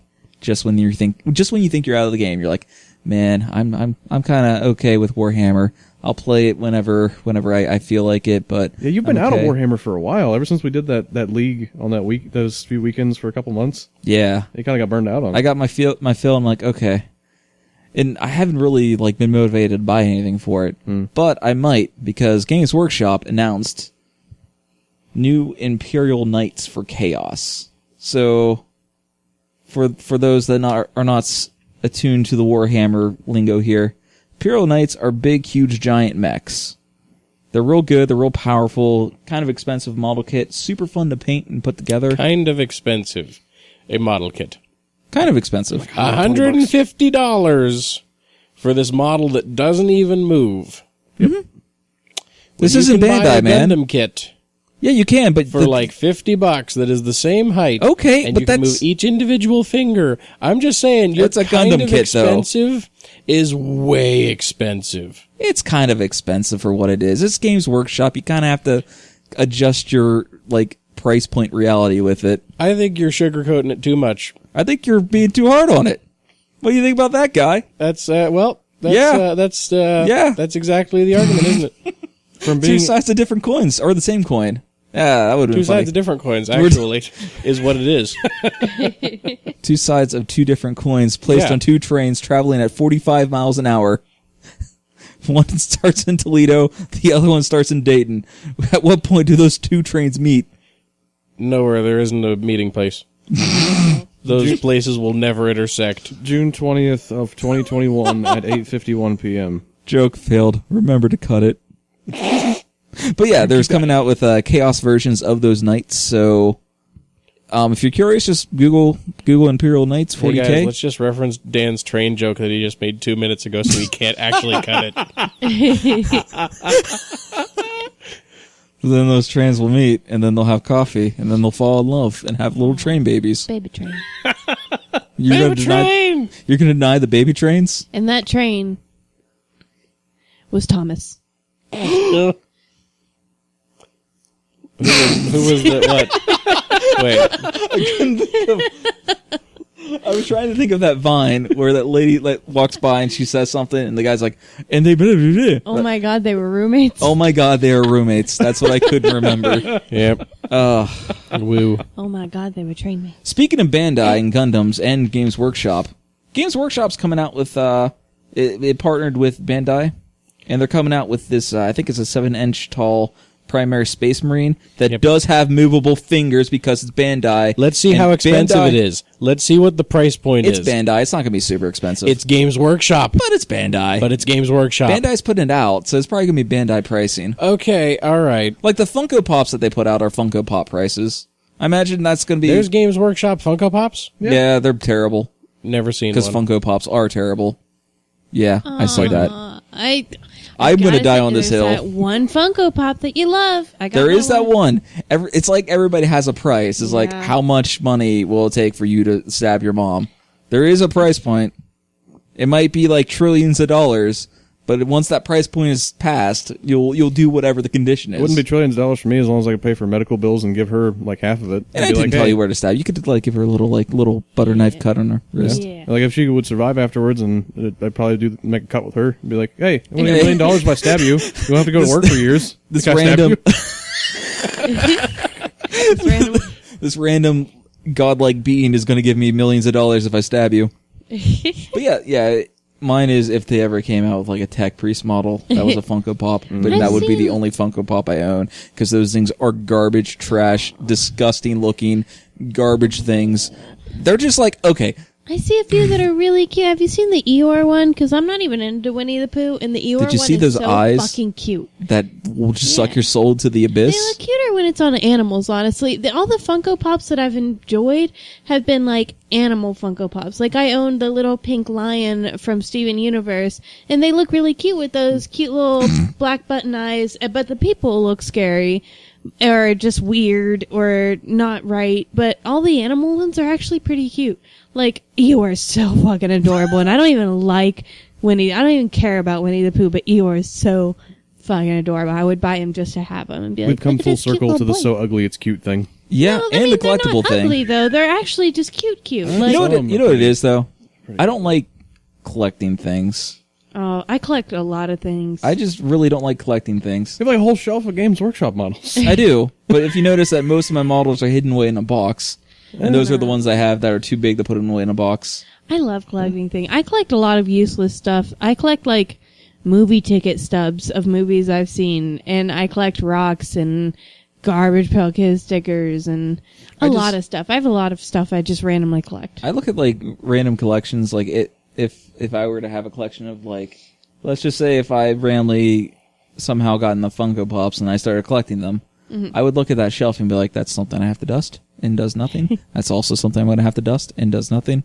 I don't know, I'm a big hide your shame kind of guy. I like to keep, despite having like 2 or 3 bookshelves of board games here, I like to keep things hidden away and that nerd part just hiding not me, in man. boxes. Go crazy with it. I actually had a manager at my old job who collected Funko Pops, like didn't take them out of the box and everything. And one time, he showed me a picture of his collection, and oh my god, it was like looking into the house of a madman. This picture he showed me, like an entire wall of his house, like a big wall too, not like a little corner wall. An entire wall of his house had rows, like several deep, of boxes of Funko Pops that went from the floor all the way to the ceiling. It was like a wall That's just made of Funko Pop, and it covered the entire wall.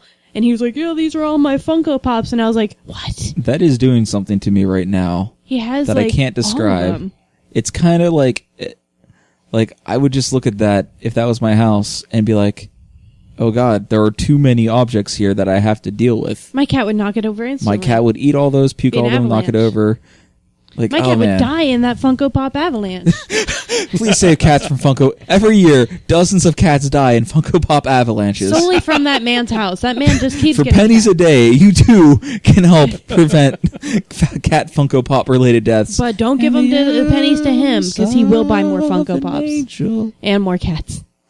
Call It was- 1-800-464-SAVE MY CAT from the Funko Pop avalanche. It was crazy. I remember seeing that picture, and it, like, something visceral in me reacted to it, and I was like, that's fucked up, dude. We're fucked up. That's fucked up. That's so many Funko Pops. That's an entire wall. And yeah. Back to hard segue, though. Yeah. Sorry. Well, I have opinions about Funko Pops. I've stated them. You guys know it. I do. And for people out there who are looking at their Funko Pop collection right now going, I can't believe this random asshole on the internet hates Funko Pops. You do you, man. Live your best life. You do you. If this makes you happy, except if If my they bring you manager's joy, listening. If they spark joy, Be careful. be careful with your cats because they'll might knock it down, and then you'll receive all the 25 cents that we got from our new sponsor, the Funko Pop Cat Alliance. Just like honestly, That was a bad just joke, watch too. out for your fucking cats in general. Because my cat knocked my bismuth sample off of my counter and broke it into 3 pieces, and now I don't have a bismuth sample. I have 3 shards of bismuth in my rock collection. Is that the cool one that has like little squares? Yeah. Rainbow And and I'm whatnot. bitter. And they also knocked over my goblin statue, and its leg broke. We're Oh, getting no. we're getting glass cabinets from IKEA to put all the Yeah. rocks in at some point. Because the cats are if you have a cat, just look at your cat right now and go, hey, you're kind of a dick. Cats are kind of dicks. They are. So the last bit of G-Dub news is they're coming out with a... Sorry for the hard segue. It's fine. I just realized, I'm like, okay, fuck your cats. That's Anyway, what our podcast is about. It's just hard segues into different things. just like it's like a truck barreling down the highway, and we're all just kind of pulling on the steering wheel in random directions. I Our got some podcast, GW news here. My cat's an asshole. My cat's an asshole. Our podcast subtitle should be a podcast all about segues. It should be. Table stop. It really Podcast about should be. segues. Games Workshop's coming out with a new version of a game mode called Apocalypse. Now, in the past, what an Apocalypse 40K game would mean is, hey, here's my entire collection of Space Marines. I have 4,000 points worth of Space Marines. Let me throw another 2,000 points of Imperial Knight and go up against your 8,000 points of whatever. I didn't know they were doing more apocalypse stuff though. So, what they're doing is, I haven't dug deep in it, but what I can tell is, instead of being played traditionally like 8th edition Warhammer, it's its own game system, much like Kill Team's its own game system. Oh. So they have unit movement trays for it. It's still going to be played with a ton of models, Yeah. but I think they're doing it in a way that you can get an Apocalypse game done in less than 8 hours. Yeah. Yeah. The pictures and previews looked cool. They had like the Space Marine army with like some of the big Forge World Titans, like the things that cost $1,000, which G-Dub prices. This is the They're Porsche only Daddy. a little expensive. This is the Porsche Just a Daddy little. hobby. 2 people playing devil's advocate at once here. Just a little bit. It's just a They're little expensive. Kind of expensive. When you get They're that not- deep into they're the not hobby, super there are ways expensive. to They're get just into games. Kind of. There is ways to get into Just a Warhammer little where it's not bit. expensive. Just a little bit, kind of. I don't believe you. I'm into Warhammer. I don't believe It's you. part of the appeal. It is a gated community, practically. That is the... You must be this rich to play this game gate. You don't That have they to do use their on models, purpose. though. You can print out little tiny Yeah, if you want Space to be Marines. lame. Hey, Says the man in the ivory tower behind the tell gated me, community. you tell hey, me. poor people, fuck you. You tell... That's what they're doing. You tell That's me... what you're doing. No, that's what Games Workshop is You doing just by said making that. their You stuff said I you're just lame gave you an people. alternative. Yeah, okay, so you show up at a tournament. You go to the I'm tournament not for saying go whatever to the shop that tournament you scene. go to. The tournament scene is Okay, definitely a yeah, gated you community. can use whatever models you want. You just can't play in tournaments. Yeah. You can't You go don't to a play in shop and tournaments. I don't, but if I wanted to, I would have to spend the money You would. on the product. But- it's like saying, oh, you don't have to buy magic cards. You can just print them out and put them in sleeves and play with them at a casual level. Go to a tournament. Do it. You can do Go that. try to do something You competitive. can't do that. with it. I'm going competitively. to side with Ritter here because like half of the appeal of playing Magic is going into like your Friday night Magics and just playing with like all the people that show up. But you can play could, kitchen table Magic with like your couple of friends for a while, but after a while it gets kind of old. I mean, proxy cards are a thing that people do. I used to do that all the time when I was first getting into it. Is a thing when you can't afford it. But when you really want to start like getting into the hobby, kit bashing your stuff, making it look cool, painting it appropriately, doing all the techniques to it, you have to put in the money. And that's where it is gated. They're selling stuff for like $80 that should be $20, is all I'm saying. I mean, you're not wrong. I would love for it to be $20. Yeah. There is no reason for the stuff to be as expensive as it is. Absolutely. You're Fair right. point. Fair Especially point. with Games Workshop making the profit that they're making now and actually doing good things with their IP. Like a while ago, they they started developing some good games. Like finally, some good like PC games. Like oh shoot, what was the one I think it's called Mechanicum. Yeah, Warhammer 40k Mechanicum. It's basically kind of like an XCOM. You got like a squad of tech priests, and then you can buy some servitors and Skitarii. But yeah, it was a good game. It reviewed really well, and I'm sure they made some good money off of it. Yeah. Yo, G-Dub, lower your prices a little bit. Yeah. But no, what I was getting at, though, is you could always buy, on the secondhand market, buy some dudes like 20-year-old Space Marines, or just get into Kill Team. Honestly, yeah, anybody that's listening out there, if you're even thinking about looking at Warhammer, just play Kill Team. You need like Just Kill Team. four to 5 to 10 models for it, and you can spend like $50 and just be set. And you'll have so much fun with it. And Kill Team's great. Kill the rule Team's set's amazing. so much better than actual 40K's It rule set. honestly is. It really Like, is. I will die on that hill. I will do. There's actual rules and mechanics for dealing with terrain. Yeah. Where in 40K, like your big game of 40K, oh hey, that one guy's toe isn't behind that building, so I'm gonna shoot that entire squad, and now they're all dead. Yeah, that makes no sense. And it feels like there's less gaminess, though I haven't played at a high enough level in Kill Team to see any sort of gaminess. But in like normal 40K, people will game the shit out of it with unit placements and like, I don't know. I could rant a little bit about the actual mechanics of I big could 40K. too. But the thing I would add to that is just if anybody's out there is thinking getting into it, just buy a pack of like $50 Space Marines or whatever faction you're looking at, and just get basic rule book and just go have some fun shooting some dudes with Kill Team. Yeah, that's all you really need. It plays like an hour. That's one other mark against 40K is it takes like 3 or 4 hours to play. It's so much setup. Yeah. I've been wanting to do like a series on how to get into 40K and really push the whole, just do Kill Team. If you really like Kill Team and you want to add some bigger boys. Speaking of which, this is a great segue. Yeah. Another thing G-Dub released is a new expansion for Kill Team called Elites, where they're adding more elite choices. So Space Marines are going to get like Terminators. And some of the new Phobos armored Marines. I think Grey Knights are getting what are those guys? What are your Terminators called? Justicars? For who? You, Grey Knights. Grey Knights have paladins, and Justicars are squad leaders. Yeah, I think you're getting a Justicar and a... Yeah, a Justicar is just like your sergeant for a normal squad. I think they're running that as a commander. I don't know. I didn't really take a good look at all the things. What are they called? There's a specific name for the Terminators that I thought was more than just Terminators. Maybe it's just normal Grey Knight Terminators, because you have Paladins that in 7th edition were 2-wound Terminators. Paladins, that's what they're... they're coming out with for Grey Knights. Okay, that was what I said originally. Yeah, that was my bad. Yeah. Took a second. So they had, Paladins were like your super stupid expensive squad, but they were 2-wound Terminators. Back when 2 wounds meant a thing. Yeah, when everything was 1 wound. It was a big deal. It was a real big deal. Yeah. I don't know You know how what, many we wounds should, Terminators are now. We should bust out some 7th edition. Yeah, you say, but you can't use any of the Primaris stuff in that. You can't, but you got all your Grey Knights still, right? I do. I mean, and you got all your White Scars. I do. So, unfortunately for the Primaris, though we could always house rule it a little bit. I don't know if it'd be possible. I need to look more at their data sheets. It's just really kicked me out of the hobby. I just, like...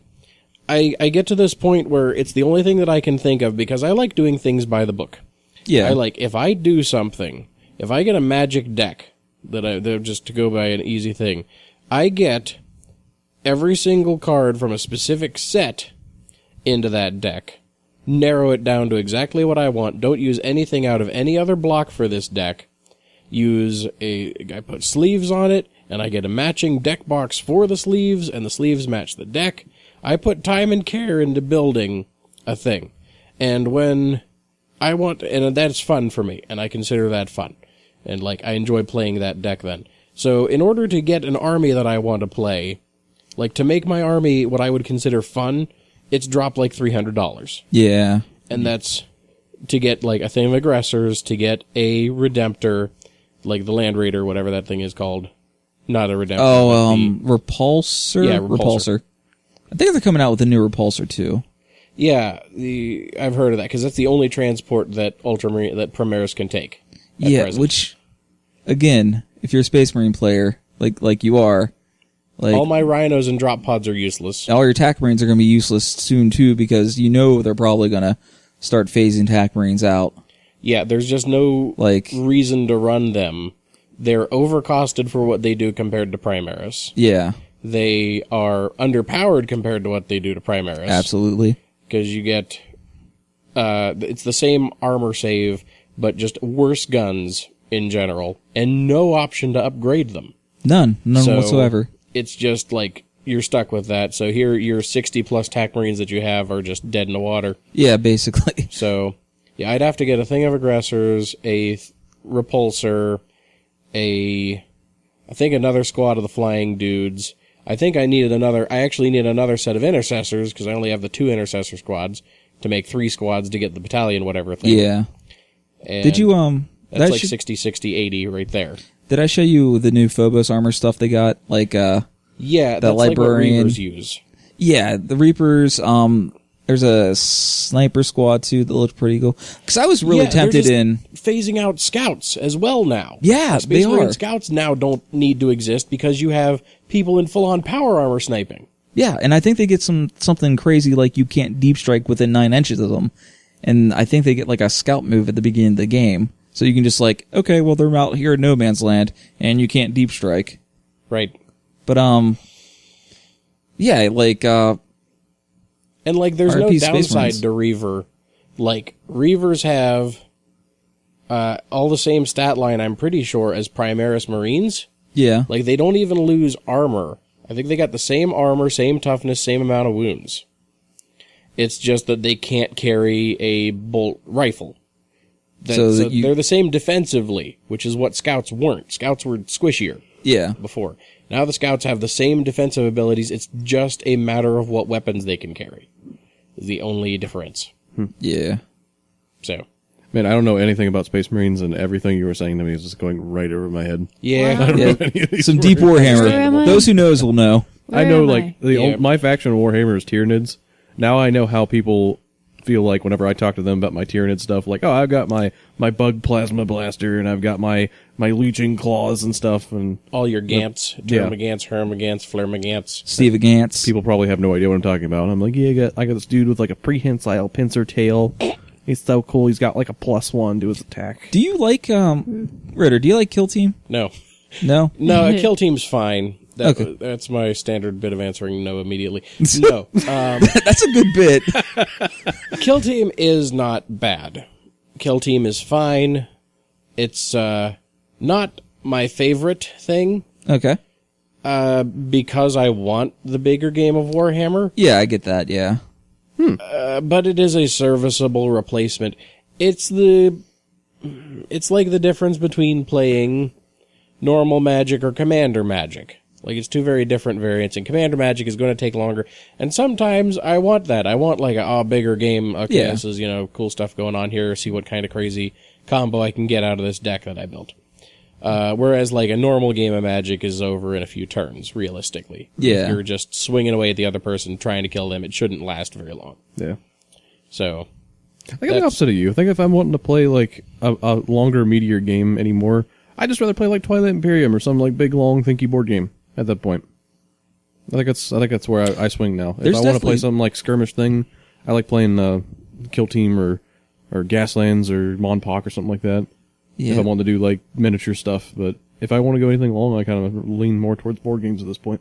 There is something to be said about setting up, like, even as much as I complain about it, Scythe, compared to setting up, like, the 2 tables for a 7x4 foot play area, Yeah. pulling out all the terrain. Like, it's still fun, and I still plan on playing Warhammer for the foreseeable future, but there's better alternatives for me right now than the big, huge, dragging all out the terrain, pulling out all your models, realizing that, oh crap, I need to go back and re-glue these guys or touch up the paint on these guys. Give it a few months once you've actually had like the burnout of that 2 months of playing the league fade away. I think we'll be back into it. I think what I might do is once these new Imperial Knight models start dropping, I might wait until some eBay scalper prices go down a little bit and pick 1 or 2 kits up, because those kits are so much fun to put together and they're so much fun to paint. I bet they are, yeah.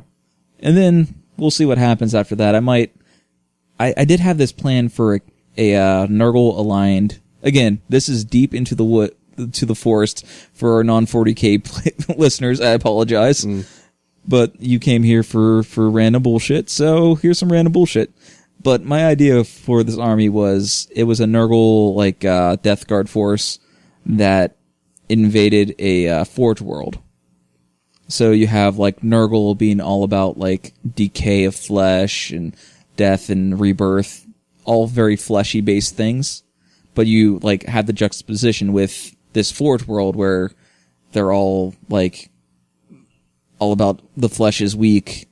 So I wanted to have some Imperial Knights to reflect that. I wanted to get some old Skitarii units and kind of nurgle them up a little bit and run them as cultists with all my like Death Guard stuff. Just have this nice fluffy like Ex-Skitarii Nurgle cultist. That'd be neat. Yeah. It's not a theme that you, like I've seen anywhere. It'd be really cool to see the Skitarii are normally like these like cyborg dudes that have like a bright crimson red like robe and stuff put on them like for like the color of Mars and whatnot. But it'd be cool to see them painted up like that drab green with like all that rust and flesh and stuff like that. That'd be cool looking. Yeah, yeah. And if you notice those test models I showed you a while back of some Death Guards, like they that rust job I did on them. Yeah. That's the whole color I wanted to paint the Death Guard part of that army. I was going to call them the Legion of Rust. Oh, I remember that. Yeah. And I was did a really good job with like rust on the Gaslands cars. Thank you. That was a really super easy way to paint rust too, because I looked forever. It's surprisingly hard to like find a nice easy way to do rust, because you'll find everything from like somebody go, okay, well here you take this brown paint, you sponge it on, then you take this orange paint, you sponge it over that. That was okay. To where people are actually using this powder, this like, I think it was like some sort of powder to actually cause rust to happen on the model itself. Huh. Like I could see people like putting a car in like a glass of water and like doing the electrolysis thing. Yeah. Like you'll put like a wire from one thing with a 9-volt battery and actually cause the thing to try to rust. Yeah. I could see people trying to do that for just for the bit in the hobby. And then like you look at World War II painters where they like, not World War II painters, but people who paint World War II games, when I mention that because those are usually the guys who like to paint weathering on stuff, and you'll see them painstakingly just paint the rust outline. Yeah, I don't know how the people could sit down and do that. Like my Tyranid forces kind of like got the base like tan and green slapped onto it, and I try to give it like a nice wash to make it look kind of fleshy, but I can't do like the minuscule details like some people like that can. Absolutely. That's so insane. What I did is I'm going to use the name of some GW paints. So GW has this line of paints that are textured paints. One is called Typhus Corrosion, and it's like this drab, kind of brownish, dark brown, dark green paint, but it's gritty because it has like some chunks of something in it. It's not like texture on that. So that's where the texture comes from. Okay. And then I took a bright orange paint. I'm trying to remember what the GW equivalent is called. I think Troll Slayer Orange or something like that. Or maybe it was a GW Dry. Yeah, it was a GW Dry paint that was the orange, and I don't remember the name of it. I apologize. Yeah. So I took that, and then I did the dry brushing technique where you get your brush, you put some paint in it, and then you try to work all the paint throughout the brush so you barely have any wet paint on the brush itself. And you just kind of rub it over the surface so the paint will transfer to the ridges. And then I just did a little bit of shading, or not ink work, shaders, the G-Dub inks. They're not inks, are they? What are they called? Washes. Washes. The G-Dub washes, and I took the black one, and I made sure it got into all the recesses around the hoods and anywhere where there'd be a shadow. And that was pretty much it. Like the corrugated cardboard, and you like took the outsides of it off, where you just took like the rigid parts of the inside of corrugated cardboard, and you put it on the side as if it was like rusted sheet steel for like armor of the cars. Yeah, that was yeah. really cool looking. You paint it up, look like rusty and whatnot. Yep. I saw that because there's a lot of people out there who modify Hot Wheels cars for Gasland, and you just glue a bunch of random crap to a car, and then once you throw some paint on it, it'll look good. Yeah, it does. Yeah. Essentially. But what were we talking about? G-Dub stuff. G-Dub stuff. I talked about the Elites, correct? Yeah, we talked about Elites. You're talking about the new Imperial Knight models coming out. And then the new Apocalypse game mode, which that is Porsche Daddy Hammer. That is the guys who will spend like $5 or $6 grand a year on Warhammer models. Yeah. Those are those guys. Yeah. But it's cool to see that they're coming out with a game mode for that. I feel like I've been talking forever. I got 2 more things on here though. Games I've been playing. So I started playing Skyrim again. Why? You're not wrong. That was what I was expecting. Like, what are you seeking to gain? I'm interested to know. What was your motivation? Walk me through your process. Okay, I'll talk you through my process.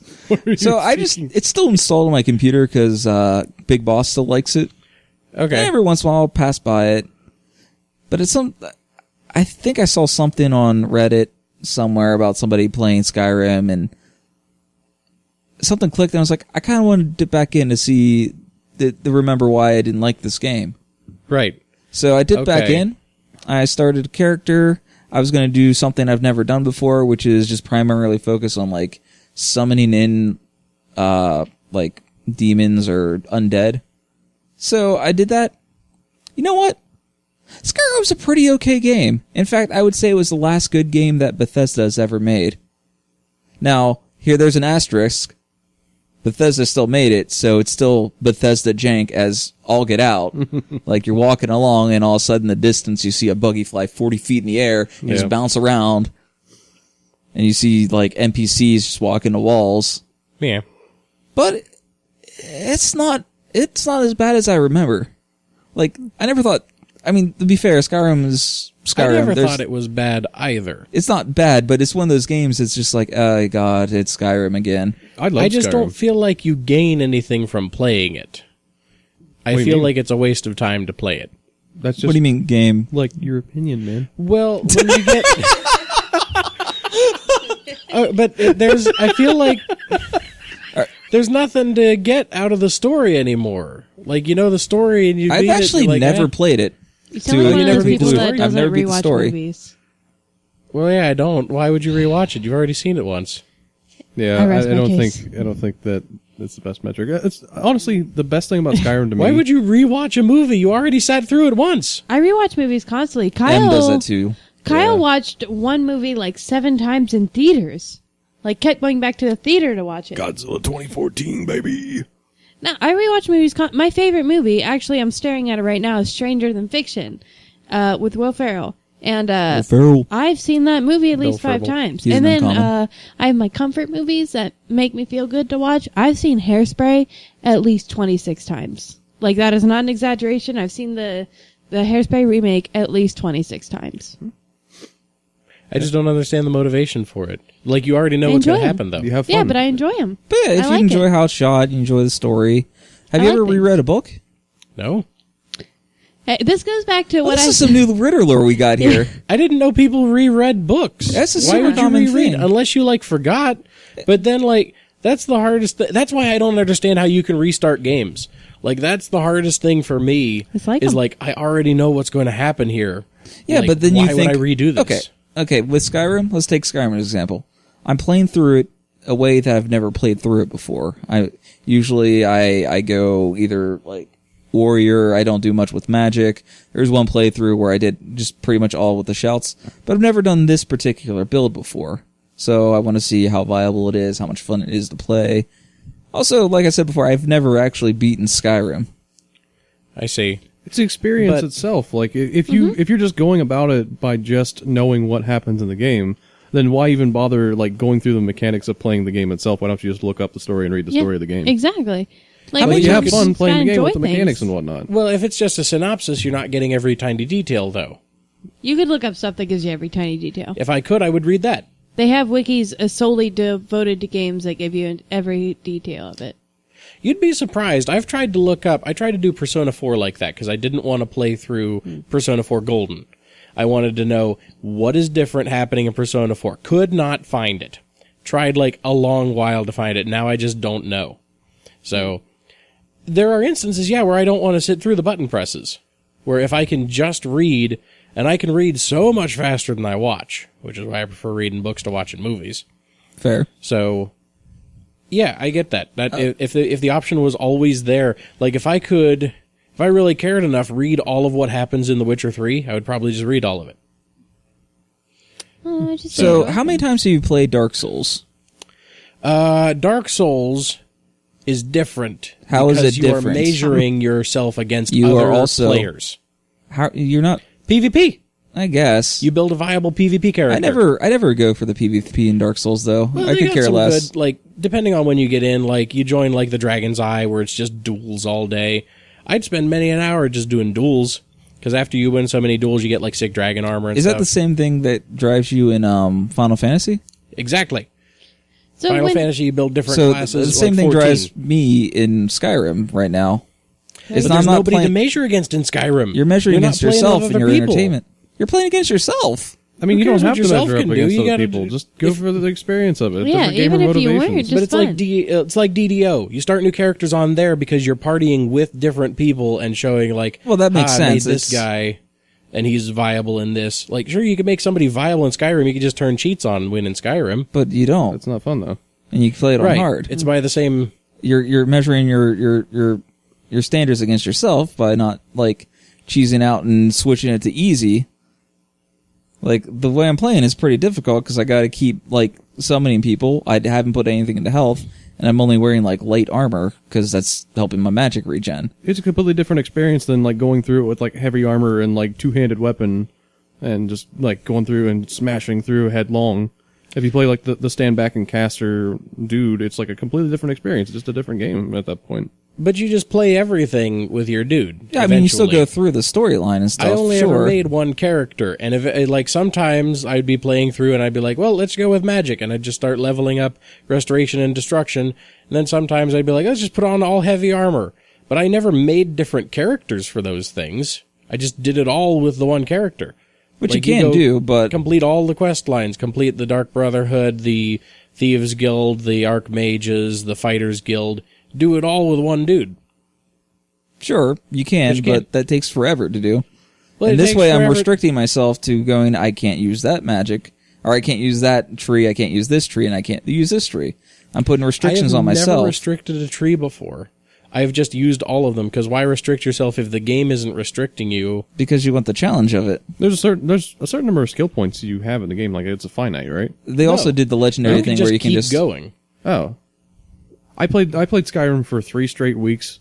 There was I had a winter break in college where I played Skyrim for 3 straight weeks and did nothing but eat, work, sleep, and play Skyrim and did nothing else. I mean, I did nothing else with my life, and I swore off Skyrim after those 3 weeks. So there might be a few gaps in my Skyrim knowledge since then. But yeah. Who knows Who knew the Skyrim's still a good game? So like, It was never a bad game. It's just that feel like you're not gaining anything out of it. I'm if you don't gaining get the anything from enjoyment of then it don't though. play it, but Like, a lot of people enjoy it. Yeah. like, would you consider your personal enjoyment like Persona? Would you consider your personal enjoyment of your second playthrough lessened because you know what's going on, or are I you? very rarely make it through the second playthrough of Persona. I know I'm trying to get the social links as my main pull, is what I should be getting out of it. But that very rarely happens. I usually get bored at a point, even putting it on hard difficulty. Yeah, and I'm probably going to get bored at a point with Skyrim and never not finish it, but I'm enjoying it right now. I guess so.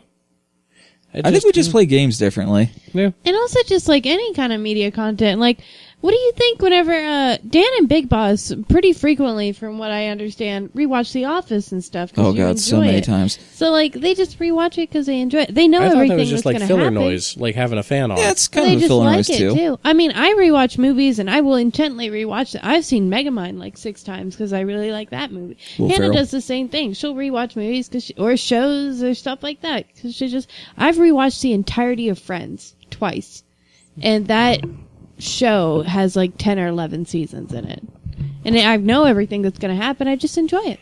It's just an enjoyable experience. I have fun. I like the characters. I like the story. I like to rewatch it and be like, oh, I like these guys. Yeah, but to play devil's advocate, I get Ritter's point on how he consumes media too. Like new things all the time, new things. It I makes guess. sense. Yeah, Yeah. it's just Makes like sense. Maybe we're the weirdos. I enjoy Maybe how I we're all the consume media. weirdos. I also. I'm going to go see Godzilla King of the Monsters at least 6 times in Yeah, theaters he's again, already and warned I'm going me. to enjoy every minute of it. He's I'm already- going to know exactly what happens the second through 6th time, but I'm going to enjoy the spectacle of it. He already I'm told gonna me love it. don't expect me home any of the nights for the next week after it comes out, and I'm like, Well, okay. one of those will be with me, right? Oh yeah, yeah. Just got to join me. Like I think my media weirdcy is I'm really bad at finishing things. You are. Like I very rarely actually finish anything. You guys ever catch up on that episode of Brooklyn Nine-Nine? She restarted it. You We're guys, about halfway through. that one episode I wanted to talk about, I was like, guys, you got to watch that new episode, and you instead restarted the entire series. Yep. Do you watch the extended Alright. editions of Lord of the Rings yet? Again, haven't had a chance yet though. I saw Dan look behind him like, no. I didn't start Korra or Avatar yet either, You Our Last gotta. That's Airbender, one real of my good. favorite shows. That's real good. Yeah, but I am planning on it. yeah. It Yeah, whenever is, you get time it for is that. there. Last thing I got is another Paradox game, because of course I like Paradox games, because they don't have a story, they don't have a structure, and I don't feel bad about not finishing them, because there's not really a finish, because they're strategy games. Yeah. I figured out a thing about myself. I like strategy games because you don't have to finish them. Anyways, it's called Surviving Mars, and it just had a new expansion pack called Green Planet. And it turns this game into a colony surviving game. So you got your dudes on Mars, you're trying to make sure they're fed, they're healthy, you got your robots gathering resources. You know, your typical strategy village builder or colony builder.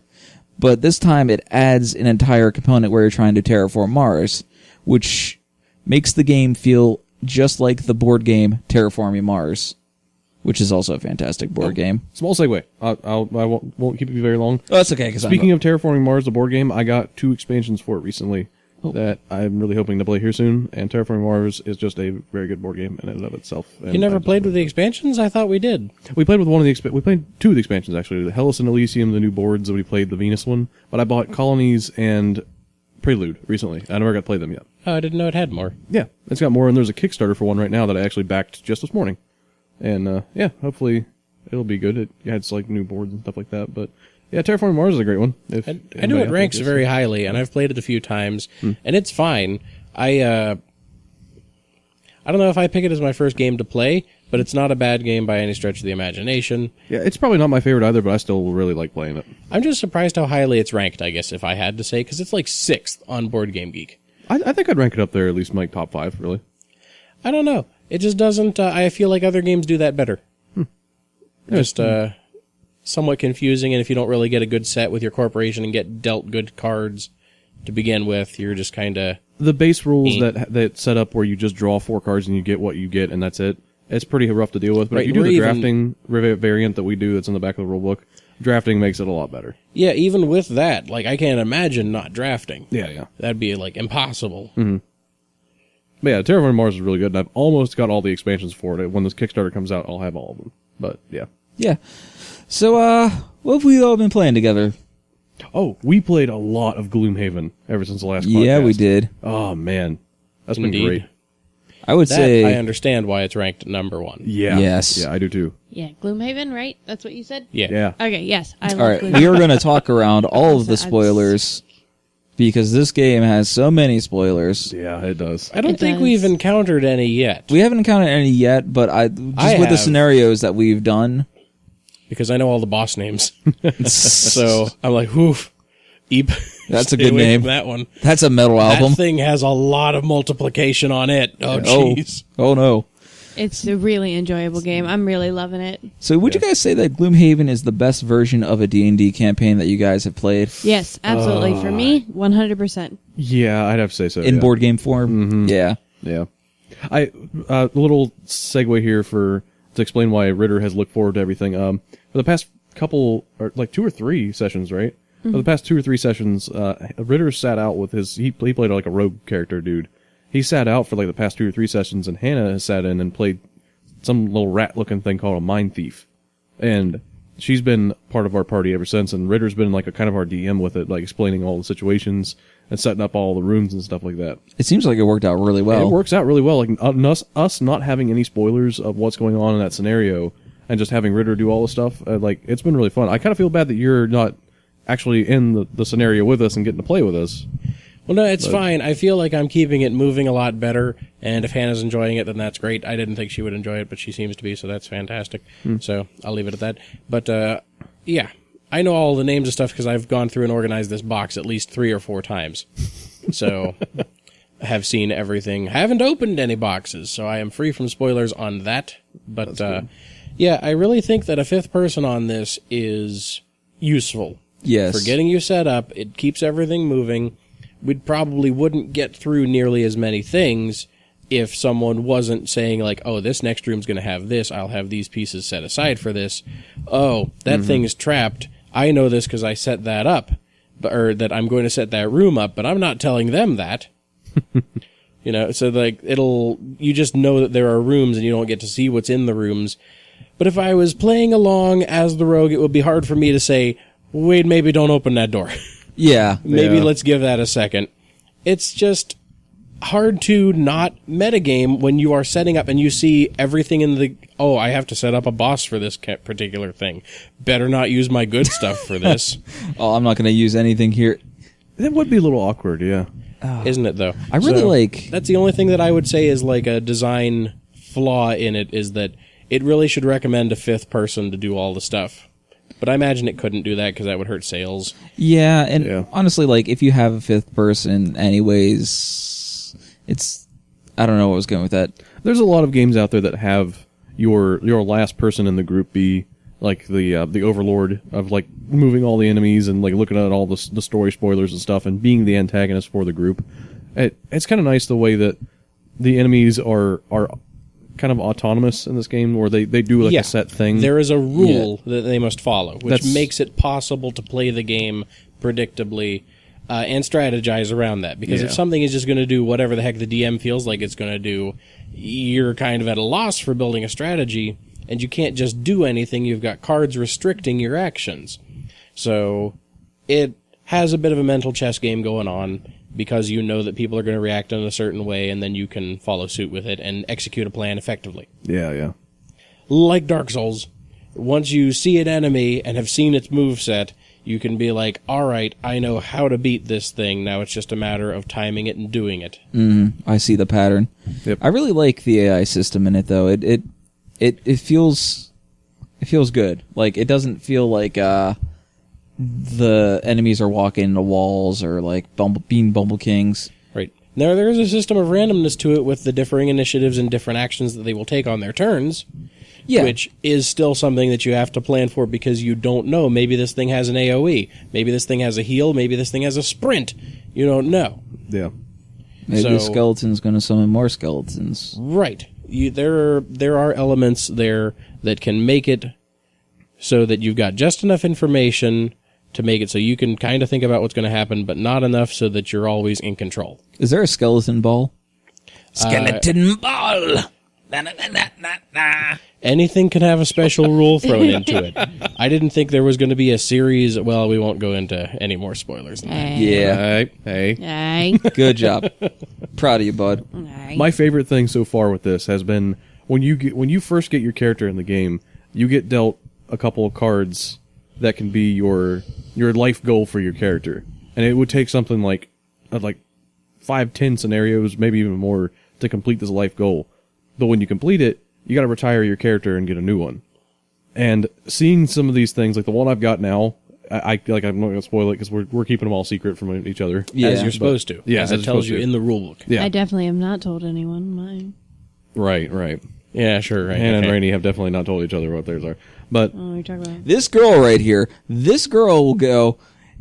We'll do an event and we'll have a couple different options and we all agree on the options. And this girl right here is like, I'm going to see what those other options are. I wait until after the event's After the over, event. though. I like To to be know fair. everything. What's the point? I go through all the lore of all the games. I try to figure out all the other side thing. If it's like a branching quest in like a game where there's one side and the other side, I'll pick my side and then look up exactly everything the other side would do. I like to know all that stuff. That's just me. I love spoilers. I read the last page of a book before I even start the book. Madman. Look Look up, at this mad lad I over look here. up the end of a series before I start the series. Like, I always have enjoyed knowing all the spoilers and how it's going to end and everything. So that's just me. I like just like going on a road event and you got two options and you pick one and just never knowing what the other one was going to be. Like we didn't choose it. Which is Never another know. thing, which if I was playing, I'd be like, well, good thing we didn't do that, because this would have happened, or oof, we picked the wrong one on that one. You guys Because, I mean, how are Yeah. you supposed to read the road event card and not read what the outcomes are? It's on the back. Oh. You get the card and it's like, do you shoot the birds or do you leave the birds alone? And you get to look at the back and be like, oof. Well, those were options. And I've had, we've done 2 road events and one of them had nothing good Man, come that out of it. third one, though, right? The other option of it was Yeah. like, oh, Yeah. Eep. Oh. Indeed. So I know because will I have never looked know. at them. Yeah. You never need to know. I will never know, and I do don't not need want to know. I know in the rule book it states that city events usually okay, road events rarely okay. that's unfortunate. Oh, I did find out a rule for that, which we'll cover back whenever we get off mic and all that. But yeah, Okay. Anyway, we're good. Okay. All right. I like the character I've been playing with Gloomhaven though. Like I'm playing the big brute dude, and I like our party combination we got now. Like Rainey's the spellcaster, the spellweaver, I think is what it's called. Yeah, Spellweaver, and also, like, I got all those element things. Activating elements is my big character thing. Big favorite. Yeah. I like making those elements activate. Dan, you're playing the little tinkerer dude. Yeah, little tinker dude. I chose it clearly because it had a cog as its symbol, and for eagle-eared listeners, I play Admech and Warhammer. For those eagle-eared listeners, I play Admech and Warhammer. So, of course, I'm going to go with the cog. Yeah. You always gotta love building things. It's Ritter, just your rogue was really cool when you played it there for a while. yeah. It's the only one that's a human to start. Oh, really? Interestingly enough, and does all the good roguey things. Yeah. You got invisibility, you got throwing knives, you got looting, you got moving fast, you got singling people out, you got ganging up on people. That's a lot of cool stuff out of there. What really you'd like my expect, dudes. yeah. I was going to say, I really like my dude's race. He's like a little, kind of like a rock dude, kind of. Everyone's a different race. Yeah, you're like, I don't know what I'm you not are. quite a rock dude, but I kind of look like a rock dude. I'm like blue. I think you're like somewhat mechanical, like in and of yourself. I think you're not. I know that Hannah's character is a vermling, which are like these rat people. Basically Skaven. Yeah, basically Skaven. Kyle's an Enox, which are like Inox these somewhat rhino-looking people. Got big horns on their head. Rainey's made of crystals. I know Yeah. that. That's Crystal. like her race is crystal Race is peoples. about, we lived like 1,000 years and we spent a lot of time meditating and stuff, I guess. Yeah, crystal gems over here. Yeah. And the other dude is a rock. He's just Cragheart. He's just a actual He's golem Stone man. Child. I'm so sad I didn't pick him. But- Yeah.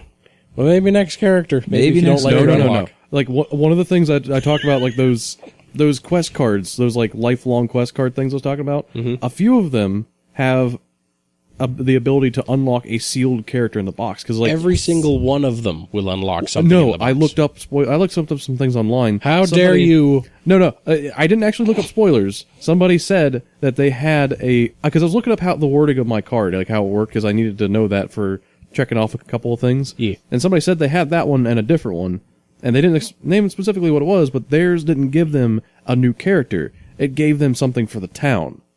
And they were really sad that they didn't get to unlock a new character.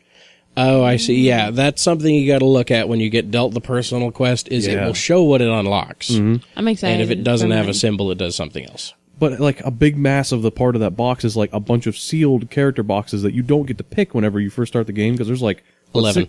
11 lock characters. 11 locked characters, and you have to go through those big quests to unlock one of those characters. I love that a lot. That's really cool.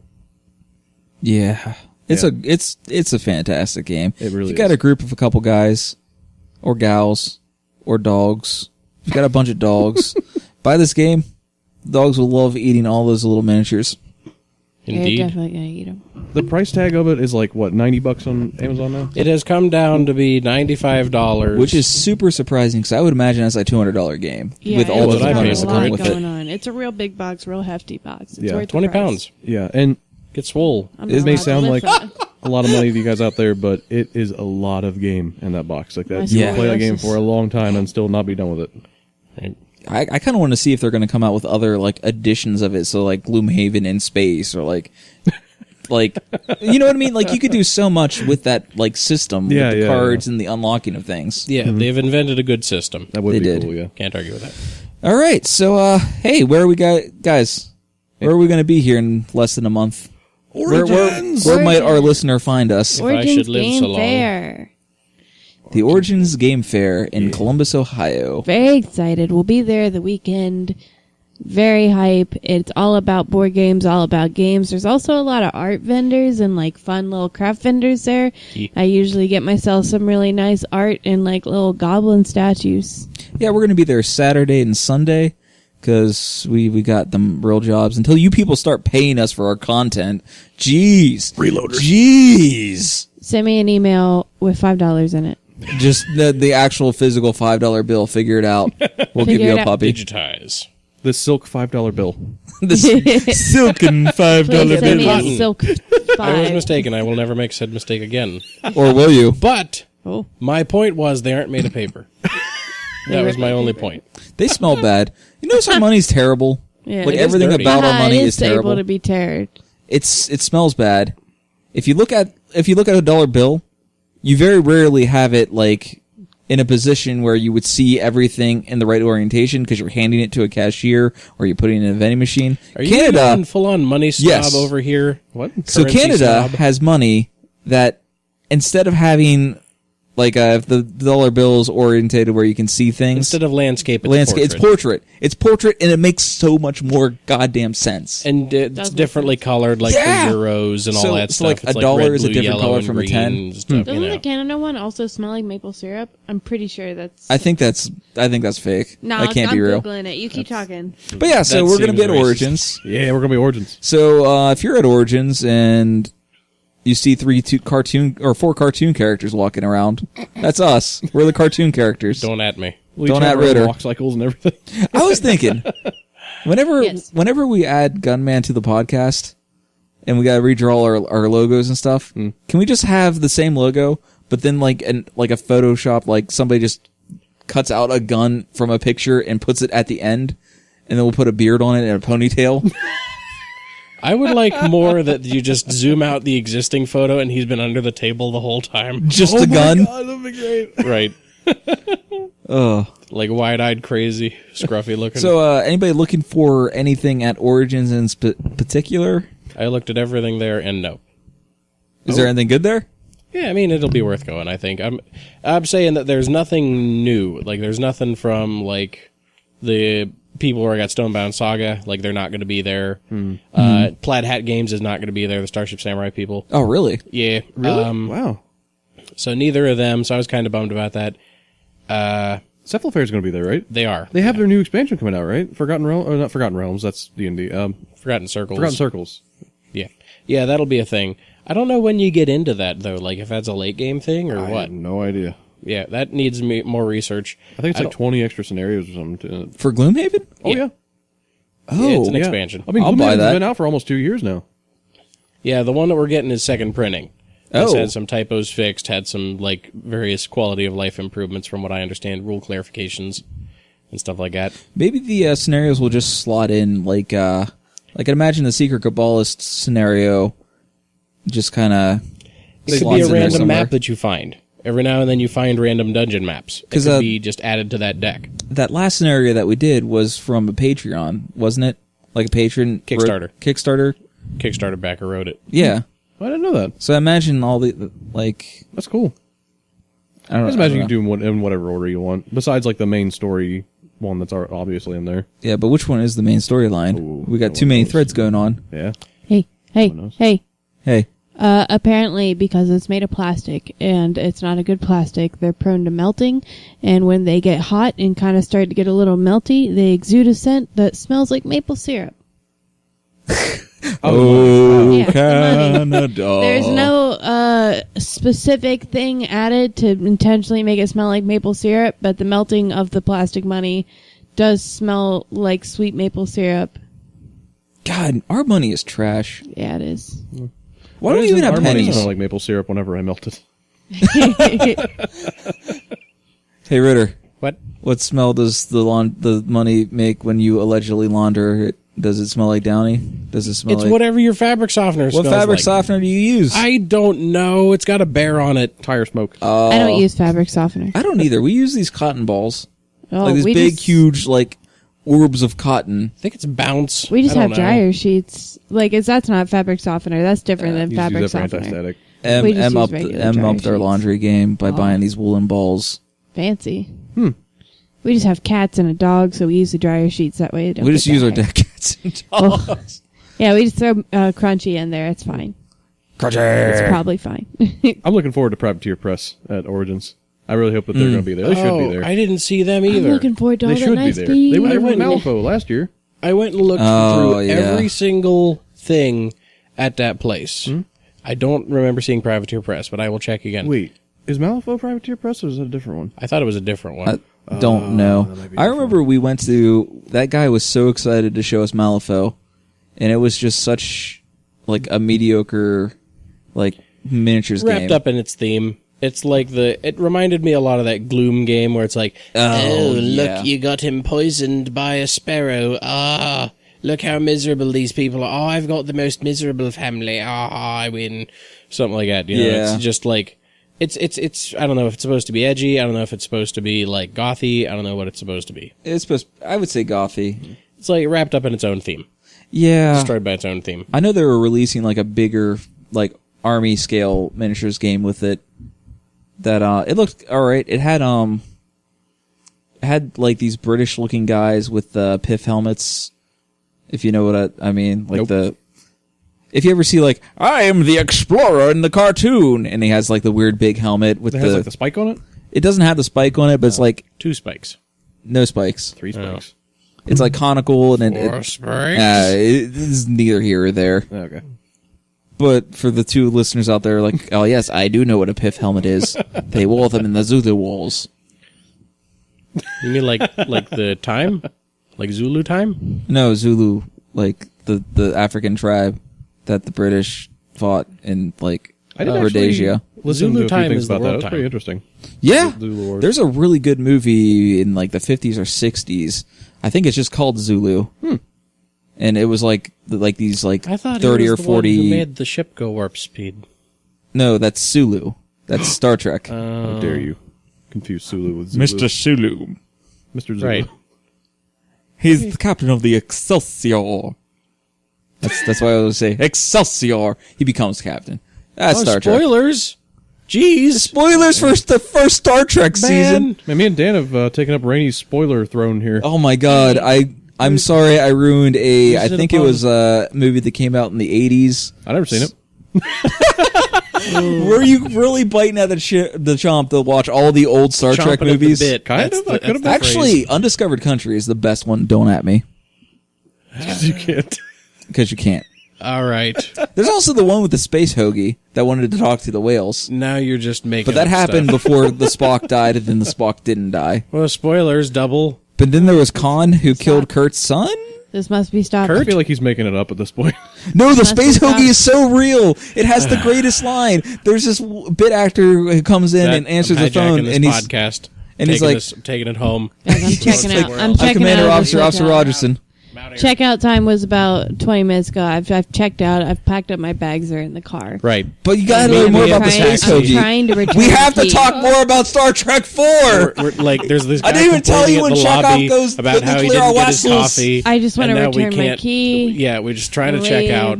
No, you are. We got to go this to the is- taxi. I'm about to just take We're the having key fun. with The bus me. is full. Podcast. The bus is leaving. Our Uber is here. We got an Uber back up. for the No, bus. stay and watch Star Trek 4 with me. It has the space hoagies that I'm wants just to talk taking to the the key with whales. me. I'm just What else taking you the key got? with me. I'm just taking Bill the me key the with 20 me and bucks. I'm leaving. Ritter, say it. Okay, bye.